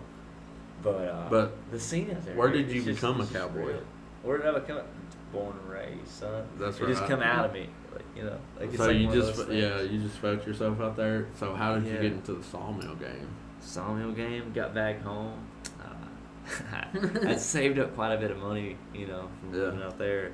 I came back home, partied it all away. And I was looking Damn. for a job and stuff, you know. And Mhm. my dad came up with the idea of buying a sawmill, so that's what That's we did. cool. Got along with that, you know. Yeah. Saw and lumber, that's what I'm doing now. And it works out really good, you know. I saw at my own hours, get off work and ride, live a free life, you know what I mean? Not Yeah, pro or nothing working like for that, your- but yeah. you're working for yourself, you know. Working Yeah. for yourself. It's a very chill life. I enjoy it. It's chill. Working for yourself is so important, man. If you can make a job for yourself, It makes you interested in what you do. yeah. And For sure. you know, the more energy you put into BMX, the more you like energy you put into Instagram. I think you're a great at marketing yourself anyway. I think the whole It's definitely definite, dude. If you know that like it sucks if you don't like, if you know that you're missing out on it, like you know you need to post and stuff like that. That's the way I've makes it feel so become. much better That's the when way you- I've become. it feels with so that. it feels better when you post consistently. When you post, when you not really post, When you but have when you make content. something good, when you make content. Yes. When you're sitting around and you're not making content, you feel sad or all bummed out, you don't want to do anything. Those are the days you look back and you say, I wish I don't remember those days because that feels like a day of my life that I wasted. Yeah, that's 100% the way that I feel. And like that's why not do it? You know, it makes you happy. It also makes that thing more financially what's the like Achievable. yeah, Achievable, financially achievable because the more effort you put into what you do, the more people are going to enjoy what you do. It's like a blessing and a curse in a way. You know, you're always Yeah. thinking about it, but it's always there. You know? Mm-hmm. It's given to you. Like you feel better about yourself, bro. I don't know how to explain riding a bike. Like because to me it takes away everything. It don't like it's just something in between. It's like a drug What we that I haven't found yet. we were talking earlier about like how you told explain that thing about the monkey on the back again that you were talking about like earlier. addiction and stuff, man. Like Addiction's not a bad word, by the way. Well, what basically I don't think it is. you know the term like if you can't stop smoking or you can't stop drinking, you know you got like a monkey on your back. Oh yeah. You know where that comes from? There's this sailor dude. He was named Sinbad, right? He like traveled around and stuff, and he met this other sailor who was always drunk. You know, and he couldn't ever keep his life on the right path. And so he asked him, you know, what his problem was. Or actually, the guy come to Sinbad and said, "Please help me. I got a monkey on my back. I got this demon on my back, man. Yeah. And he only comes around when I'm drunk. You don't see him when I'm drunk, but he's always getting me to drink for him, so I can see him and know that he's there, and he's always there." So Sinbad gets drunk with the guy and alters his state, you know, and he sees the demon and kills it and relieves the guy, and the guy gets over his addiction. But that's where the monkey on the back thing comes from. well, the reason I have you reiterate that story is because I think BMX, working out, everything we've talked about, that the thing that brings people together is that's how these people are getting the monkey off their back. It's like yeah, for sure. that is the thing that it's like everybody has their own type of monkey. You're escaping your demons. Yeah, you yeah. know? And for you sure. bond with other people who are escaping in that same way. And that's an amazing bond too, and that ties in with everything you learn about like psychology and how people's brain works when it comes to addiction, because people who are addicted to drinking or drugs, before you can make them a healthy person, you can't just take that addiction away and expect them to be good. You have to replace that addiction. go You like have to it's like a circle this big of things to make you happy, and you know you go from doing this with all these drugs that release all this dopamine to a circle this big, you know. And you gotta take it away slowly. You can't just go from 0 to 0, or else you're gonna blast. hmm and you got to find something that fulfills that same need that drug filled for you.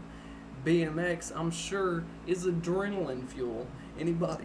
Anybody out there who I mean, I doubt it's as much of a rush as meth is, but you know, It's a hell of a lot safer Yeah. exactly though, it is a hell of a lot and safer. easily obtained. You know, that's more easily obtained. that's one thing that like stresses me out a lot is I got a lot of friends, man, that are like they do some pretty hard stuff, right? And like the thing is though is I'm not gonna mention like names or anything Mhm. like that. I would never do that. But I got friends that I worry about because their whole thing is like getting higher. It's like the next high, the next high, the next high, but they're not focusing on anything in their life besides getting higher. They want to see Yeah. that spiritual element of things, but their physical lives are falling apart. Mm. They don't have any hobbies. They just do that, and like I think that's where BMX and stuff comes in, like skateboarding and BMX. People, the scenes are it can be very healthy and very clean cut, or the scene can also be to where you can drink some beer and smoke some weed, and you're not like a total like you're not like a outcast, but you're Yeah. just an Yeah, outsider. And You know what I it's- mean? Like it's- you're a little bit stranger than everybody else, but you're also not completely off your rocker. Mm-hmm. It's finding a balance though with those things too. Definitely. It's like I don't know if you've watched the movie Mid-90s, but It's fire. it's That's fire, man. It's fire. directed by Jonah Hill. It's Yeah. about like these skater kids in this. What's that one impoverished dude's area. name? Shit fuck. Yeah, shit Yeah. fuck.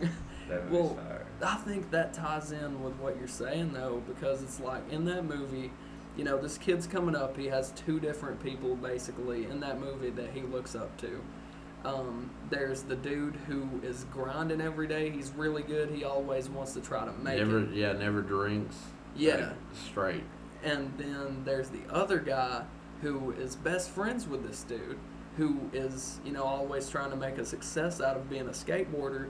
His best friend and another guy that this kid looks up to is the guy who likes skateboarding but likes partying a little bit more, And it's Yeah, they're in the To me, same it's culture, different. but they're treating it different. to you. To me, it's different. I see that in my culture. It's like the guy that likes partying, Shitfuck. That's his name. Yeah. With the dreads and stuff. Mhm. He's not the guy that that's on the grind every day. He's Yeah. hungry, right? Yeah. He's from the hood. Mhm. And he's on the grind to get better. Yeah. Shitfuck comes from a richer family. That's Shitfuck true. is not escaping his money problems. Shitfuck's escaping his mental problems. It's a financial push for the other guy, and Something that only happened in the 90s, yeah. mid 90s. Yeah. So it pumps towards that. Like Shitfuck doesn't care about making it big. He worries about what he's feeling. So he's always staying numb and drugged out the older he gets, the Yeah. worse he gets. He realizes he's not going to go pro. But he's just as good. He could be pro.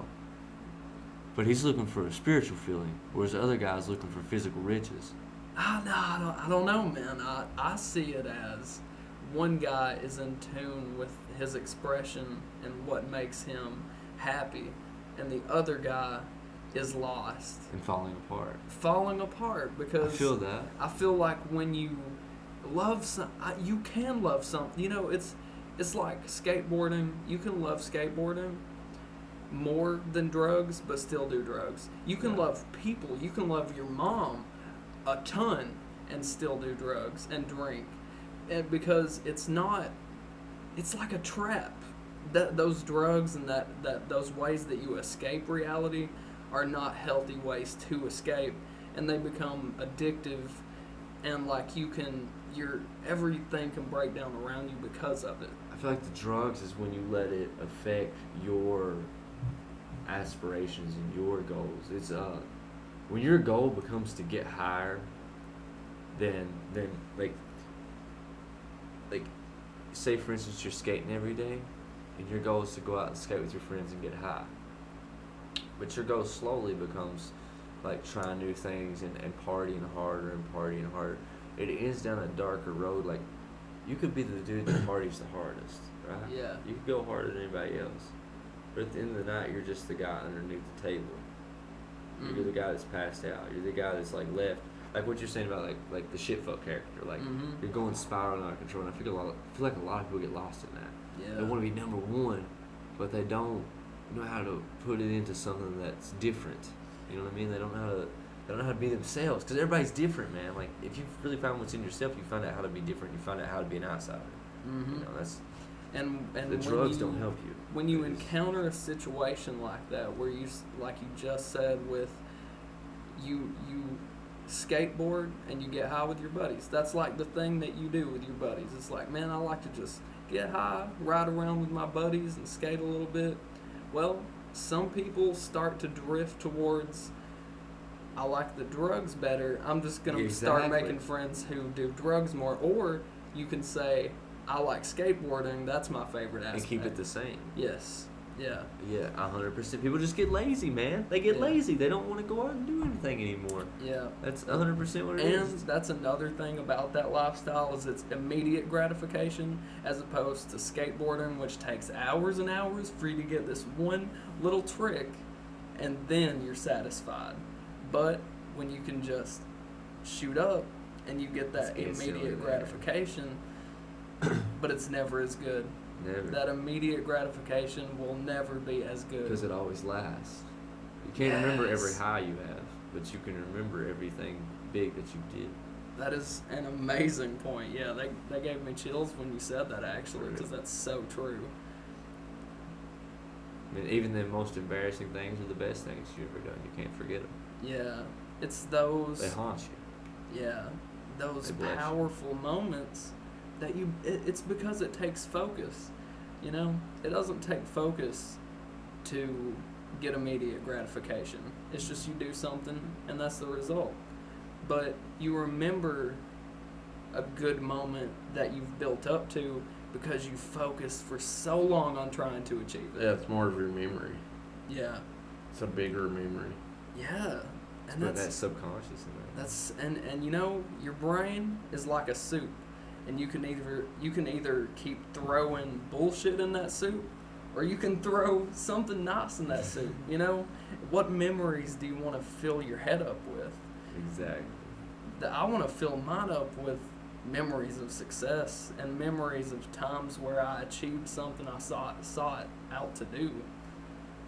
It's sad some people that don't see that though anymore. They don't really know what to look for. You know, Mhm. that's what really saddens me. It's nobody else's place to tell them where to look for either. Is you got to find it within yourself, man. What you want to do is what you want to do. Mm-hmm. That's 100%. I don't mean to change the subject, but I got a crazy question for you. What's your favorite Disney movie? Favorite Disney movie? Peter Pan. Peter Pan is a fucking goat of a movie. I don't know if I've What about ever, Hook? Like just the Hook, the character. Have you ever seen the movie Hook? Uh-uh. With fucking, what's his face from like Flubber and shit and Honey I Shrunk the Kids, what's his name? Oh my god. Killed himself. His Robinson. Robin Williams. Robin Williams. Robin Williams I playing ain't Peter seen that. Pan. I ain't seen God, that one's maybe better than Peter Pan. The real life one. Yeah. My favorite's probably either, I'm gonna say Nemo or maybe. Nemo's the goat of a fucking movie. But Nemo or maybe the Goofy movie. I feel that. like The Goofy movie's fire. I feel like ever since we talked about Nemo, your brain has just been like itching. Just to Say speak about Nemo. Nemo like you're just sitting But over there. Nemo's the goat of the movie though. Finding Dory is a great second movie too. Walt Disney scares me, man. Well, how? All them conspiracies and stuff out there. Yeah. You're talking to a man that lives and breathes by the Disney culture. I mean, any man with power is scary. God, That's true, man. Yeah, That's good. any person in that like who is that Walt rich. Disney is scary with the shit he done. He's more scary than like Tim Cook, fucking I mean, Bill Gates, Tom, whatever his name was, made Apple. It's crazy that I know Tim Tom Cook. Bergeron, the guy who hosted America's Funniest Home Videos. I'm Tom Bergeron, working on AFV. Hi, I'm Tom Bergeron, and I'm going to get your That's children cra- to buy our drugs. I'm Tom Bergeron. You can buy this whole set on DVD. Like, who would buy that? Be like, look at these home videos. Dude, I I'm, trust that guy. You know? I'm not even going to lie. I think America's Funniest Home Videos is It's incredible. It better is. than ridiculousness. Yeah. I will say Yeah, that. I agree. For a with long that. time, yeah. Until we got older, and then we were like, what? I don't know, man. I still think America's Funniest Home Videos is so fucking funny. Yeah, I think it's better then I don't know. There's How something. long has it been since you guys watched it though? I don't know. Good point. I don't know. I've seen a few snippets on. I've actually watched this on YouTube. Snippets of Barstow videos. Yeah, I so. see the ones on YouTube, but I've walked in before and watched it on TV before, and like with the buzz on, I'd be like, You know, it's But they're funny. getting lame. It's so cringe. It's funny that's true. It's It- definitely more cringe. But we're also debating which shows are better that show content they didn't make. Yeah, for real. Who can find the better content? Yeah, it's like not That's our even, judgment. yeah. It's a corporation. Ooh.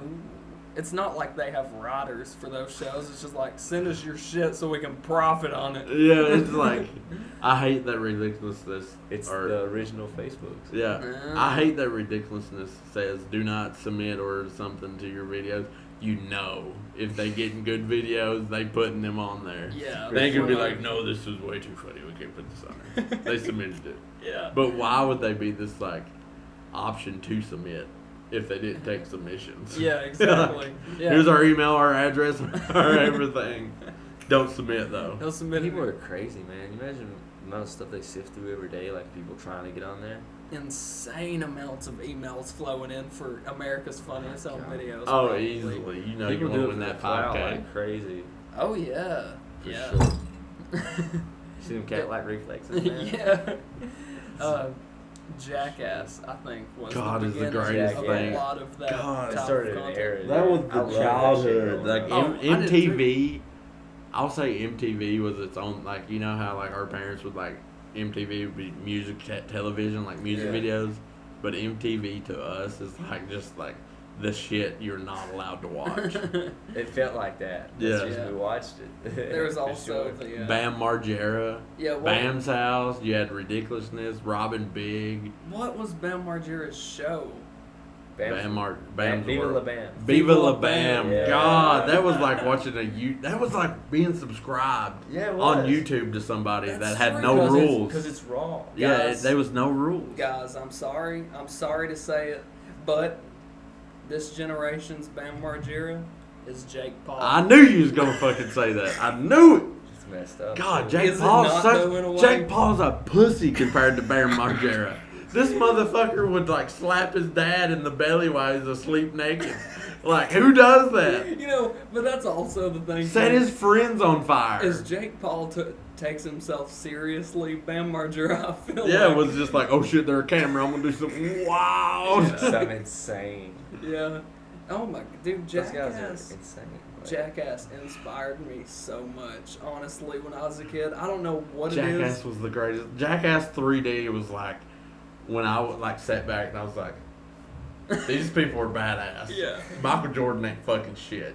This Bam Margera, Johnny Knoxville, Steve-O, those are the men. Those are the men. Before I was seeing Jackass, I remember my grandparents, like I was doing something one time, my granny was like, do you want to be on that show Jackass or something? Like I was doing something. Yeah. Like, and I heard about it before I ever seen it. And I seen it when I was like Oh. in like middle school or something. Like That show and those movies got a lot of kids in trouble with their Yeah. parents. Oh, I know God, it did yeah. me. Y'all, I don't know if y'all know this, but my dad had these VCR tapes. They was called like Dirty.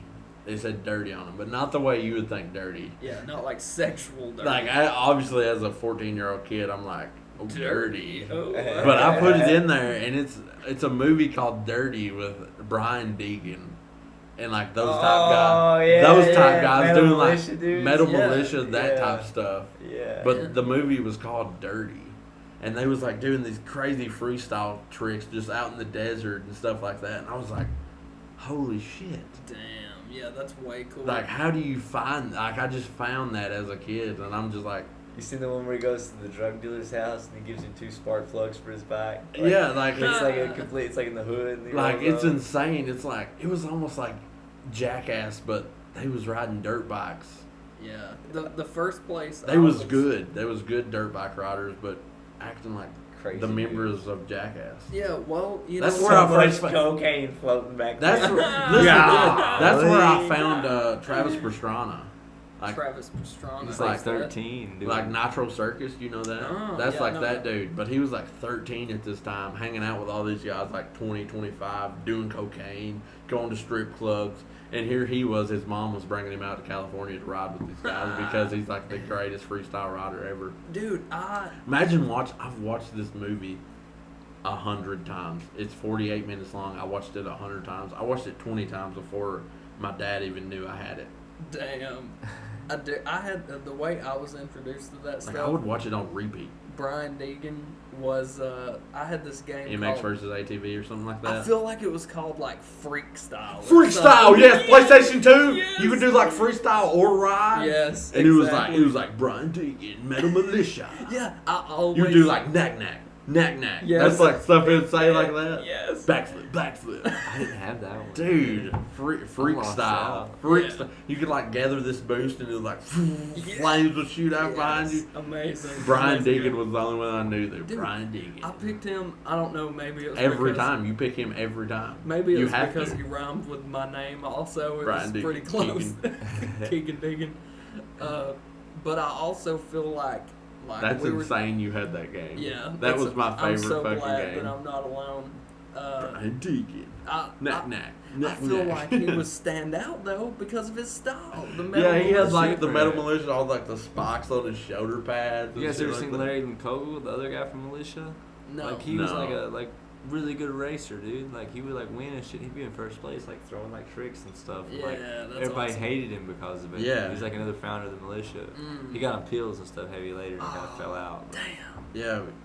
He's I watched, back now though. He's Yeah, I still- watched Brian Deegan's YouTube channel. It's crazy seeing somebody that I watched on that Dirty movie, like partying, doing cocaine, And he's, like, drinking, and changed now his he's image, now yeah. he's like a guy's like, I promote dirt bike riding. I love my kids. I want them to do the best. I follow them. Like I was That's amazing. when though, I man. found I'm that, so, I was- I'm so glad that he ended up having a life like that. I know? found That's that, what- and I was Nobody just would like, ever dreamed it either. You know?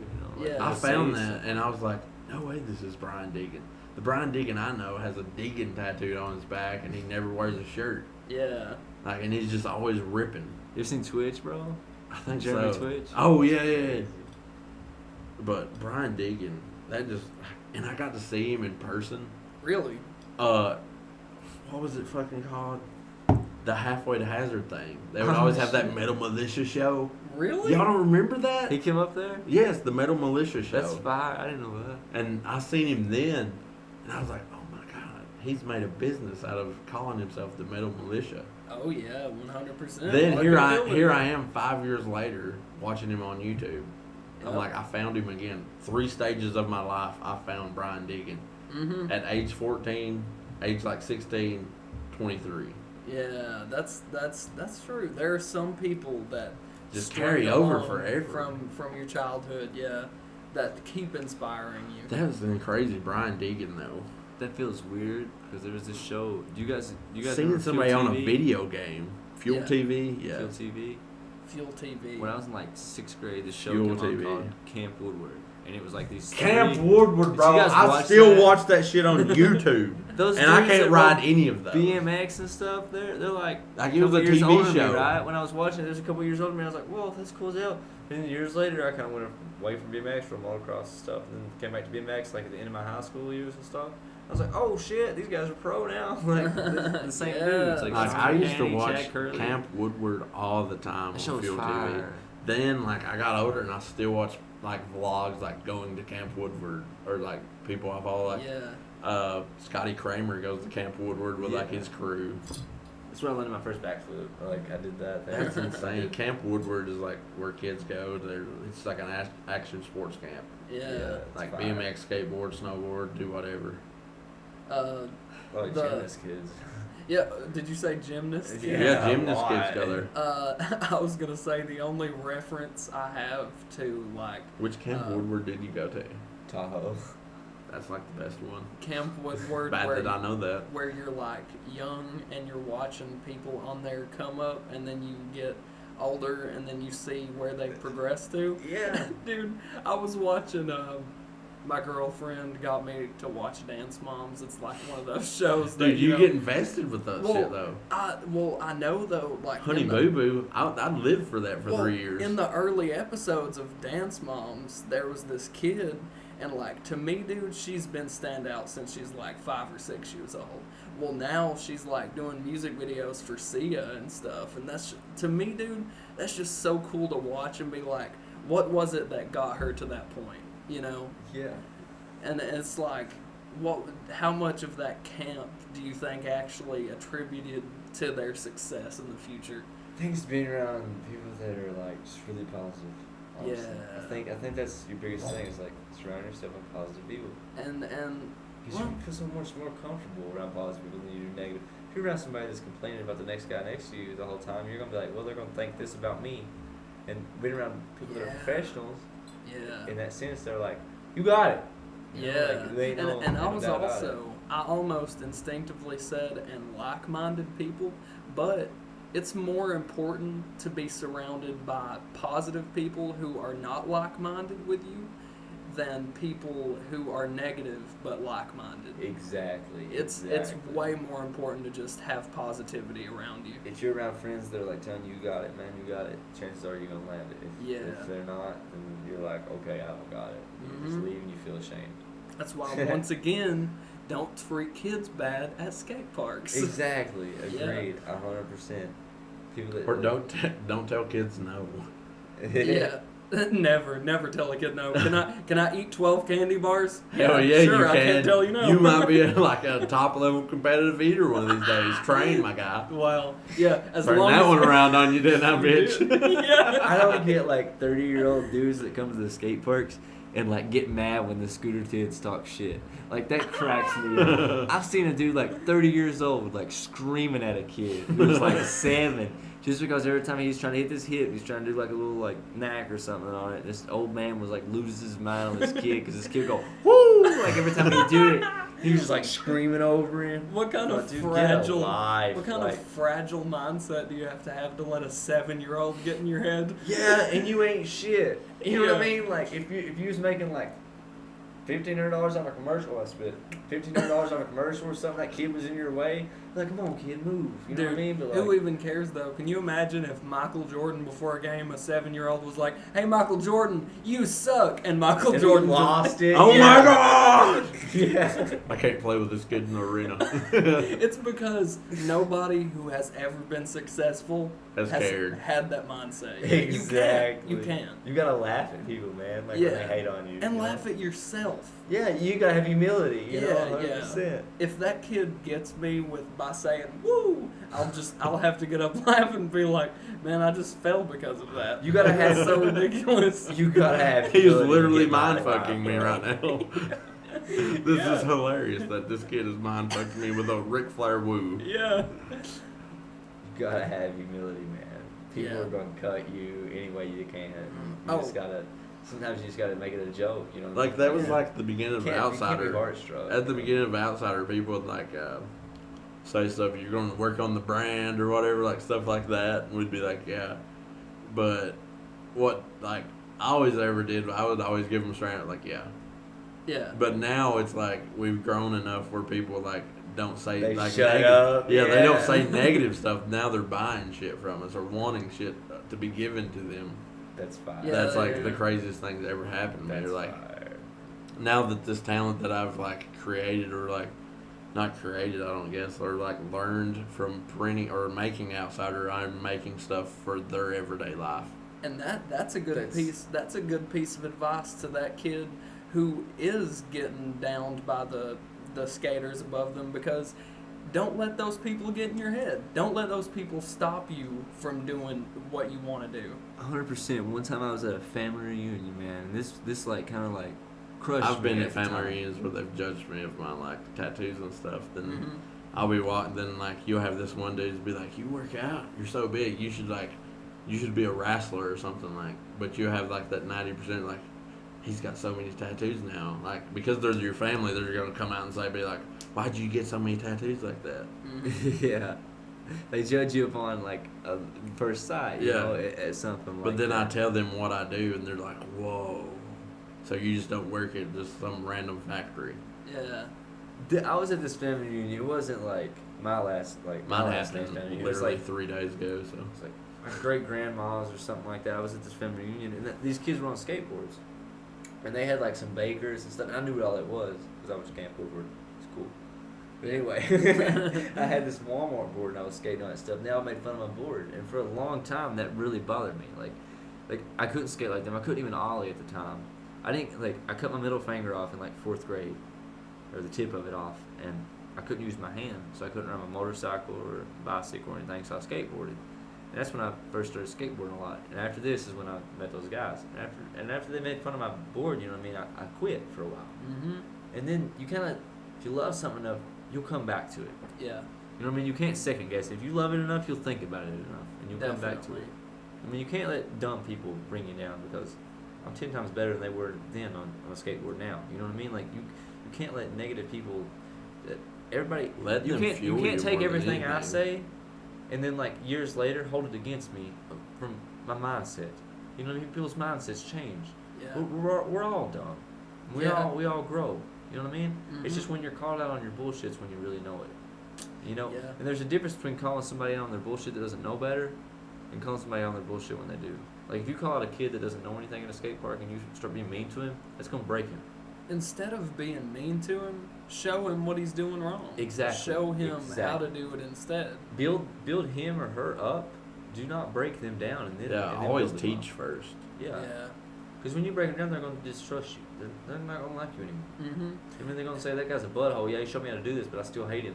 Yeah. And Yeah, I and feel that in basketball. how so? Like you would always have like this guy as an underclassman. Like you'd be a freshman, you'd have this upperclassman that you would obviously like guard in practice. You'd be like his understudy almost, but you would learn shit off of him. But he would treat you like an asshole. Mm.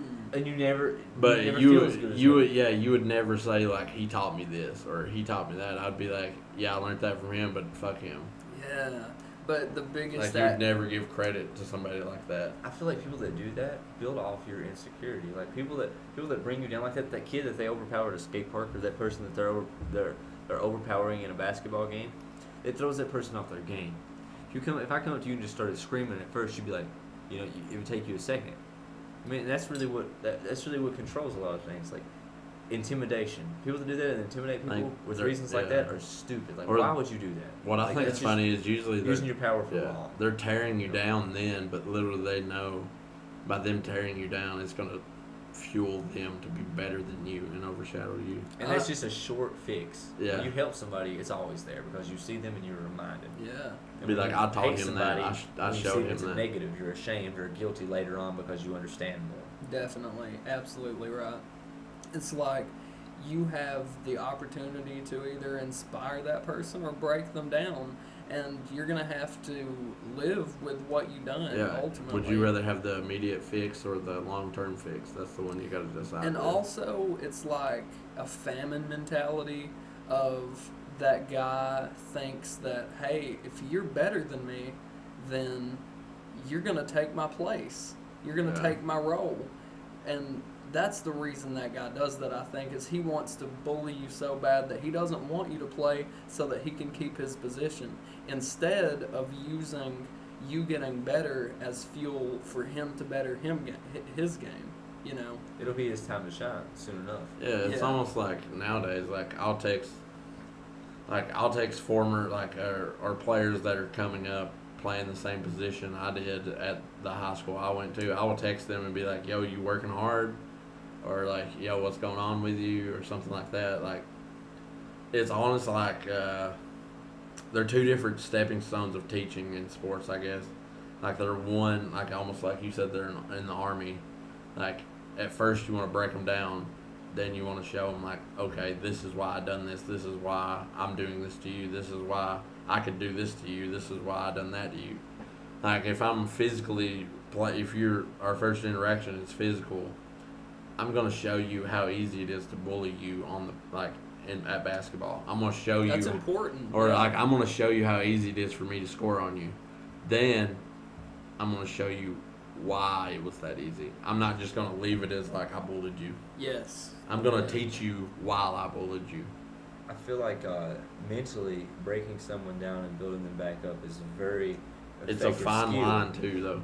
It's a very effective skill. Not breaking them down emotionally, but breaking them down mentally. Like breaking them down like to where they feel dumb, and then building them back up and to explain your points Yeah, and then it's they like can see you- their points and they line together. It's like almost Mhm. erasing what they thought they knew with, like, hey, I'm gonna delete everything that you knew, but I'm gonna give you a head start in what I know now. Yeah. But when it- you break But somebody down, breaking somebody down Physically.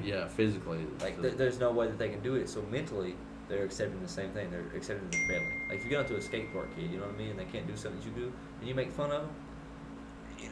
It's because you're stronger than them, man, and they're smaller than you, or something like that. You know what I mean? They just don't have the mental coordination. Or like it's If- almost if okay it's to a- like make fun at a of and be game. like, here, come here, let me show you how to do it. Yeah, or that's, like, that's okay. don't just leave it as like, haha, you can't do it, or Yeah, like, that's- haha, I that's the bullied you, or worst. haha, you can't guard me. Be like, Yeah. haha, you can't guard me. Let me show you why. Yeah. I think respect should be earned and not like stricken into someone. You know what I Yeah. mean? Like people that you're around that think that they're better than Demand you, it. they Don't like, demand yeah, it. you're gonna respect me because I'm so much better than you. You know, Or all like, that does you're is gonna create respect me problems. because I'm gonna teach you a lot of things that you possibly couldn't have known if I wouldn't have done it this way. Mhm. Like I don't have any problem. Like now that I've seen, like I've been on both sides of like being like the underclassman, learning from like an upperclassman. Being like you wouldn't call it bullied, but you would call it bullied on the basketball floor. Like I'm being bullied into stuff like I don't know. Like he's stronger than me, he's faster than me. I obviously has more knowledge. Mhm. I'm gonna learn things that I didn't know by being bullied by him. But if he would have like turned around and gave me, or just been like, hey, this is why I am able to bully you, Mhm. I would learn way more than just by being bullied, Well, it's like Exactly, I agree with they're you know or just by being. you gotta know what points you need to better yourself. Yeah, like Mhm. I didn't like I found them out on my own. you can go into things too cocky sometimes and Being knocked down. and need to be humbled because Yeah. sometimes that helps you push yourself.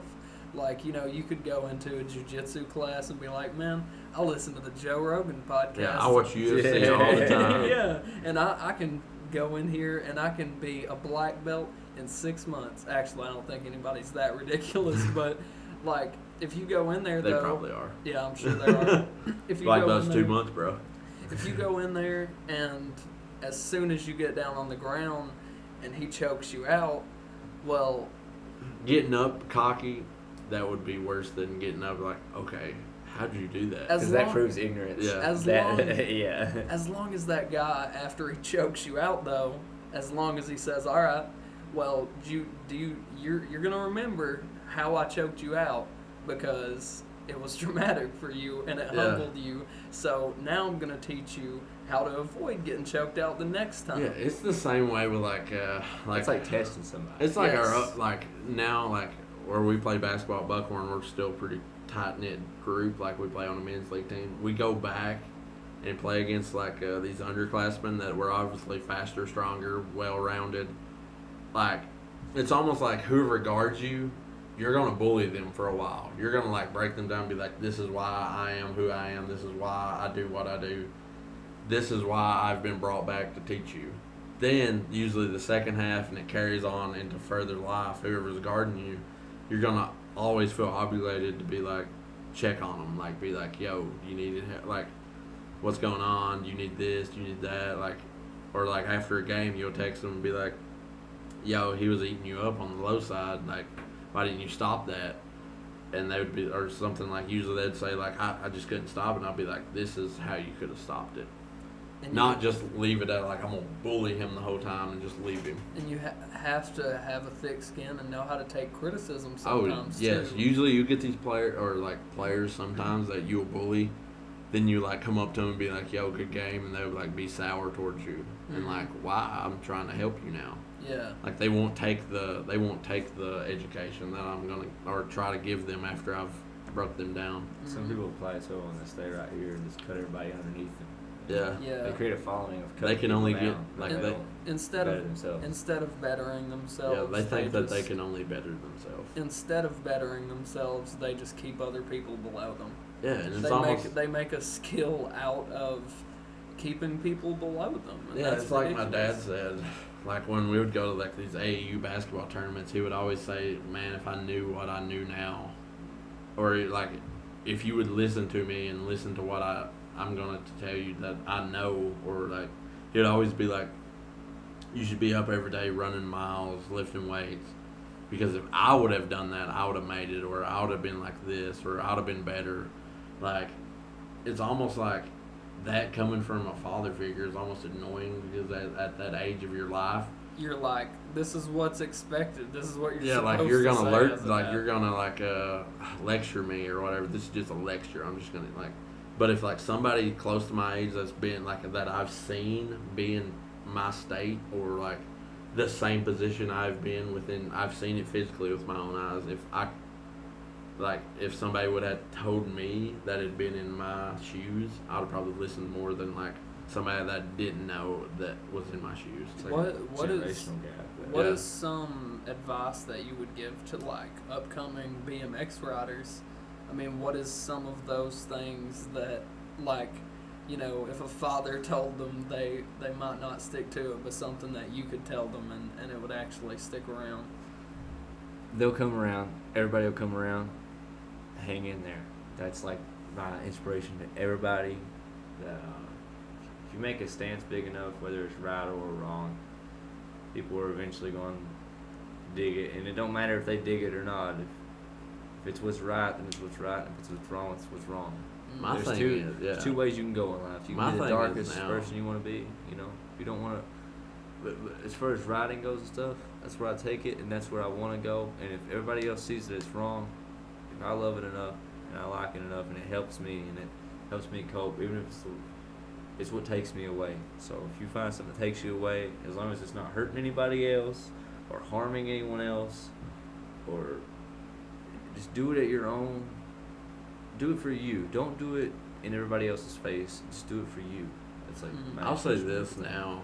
Yeah. So much stuff's pressed on everybody else. When we was in Yeah, high for school, sure. like doing your own thing was almost like put them out in front of class, like make them do it in front of class. Like I know that he used to play music with his buddy, and like, Mhm. did you ever like think of it as like almost embarrassing to be up there It was a in little front of bit. class? Like, Yeah. and like nowadays, like even though that we've only been out of high school what 3-4 years, I feel like now it's like almost kids can do that and not feel ashamed, or like hmm dance in front of their class and not feel ashamed, or because it's like everybody it's the way is media doing their own changed. thing now. Media's changed everything. And Like if you can It do a went from dance, do it. becoming foolish to something that's actually attainable. You know, we all said we wanted to be rock stars when we were little, and our parents told us that was foolish. You know, and everybody told us that was Yeah. foolish. Technically on not really our Instagram, you parents, have but, fans. everybody hinted at it's foolish. Mhm. You know, and then you get older and you start to find yourself, and then sometimes you think that whole rock star life, you idealize yourself as that person. You know, that's who you want to be, but you think it's unattainable. Yeah. But who you really want to be is probably not like a rock star. It's probably some individual path, but you just think it's unattainable. Yeah. Remember, it's really there. It's really attainable. It's just your lack of self. You let everybody else beat you down. You know what I mean? You can't let everybody else beat you down. People are always going to hate. Yep. You know, and they'll learn. They'll learn, or they'll just be ignorant until the end. Well, Yeah, I- I'll say the hate is less now for sure. I, Yeah. I think that's a good note to leave off on because For sure. our battery power is getting low here, but I think it's been really The good. Macintosh is dying. I've had a daggone good time. Yeah. That's Is there for is sure. there any like social media you want to share? New video coming out soon on Negligence Inc. Follow me at Wild Wade on Instagram, Snapchat, all that good stuff. Look up Monroe Land Wade Band. Those are friends of mine. They got a really good band. If I'm forgetting anybody else, What about We'll your figure it girlfriend out. that let oh you my be here? girlfriend. Look here, Ah. Chad. I know how it goes. Yeah. Jess at home. All right, Girlfriend. wrapping it up. Thank it was you- a great thank you show. everybody out You're there. beautiful. You're Thank you amazing. everybody that got me here. Gang, gang.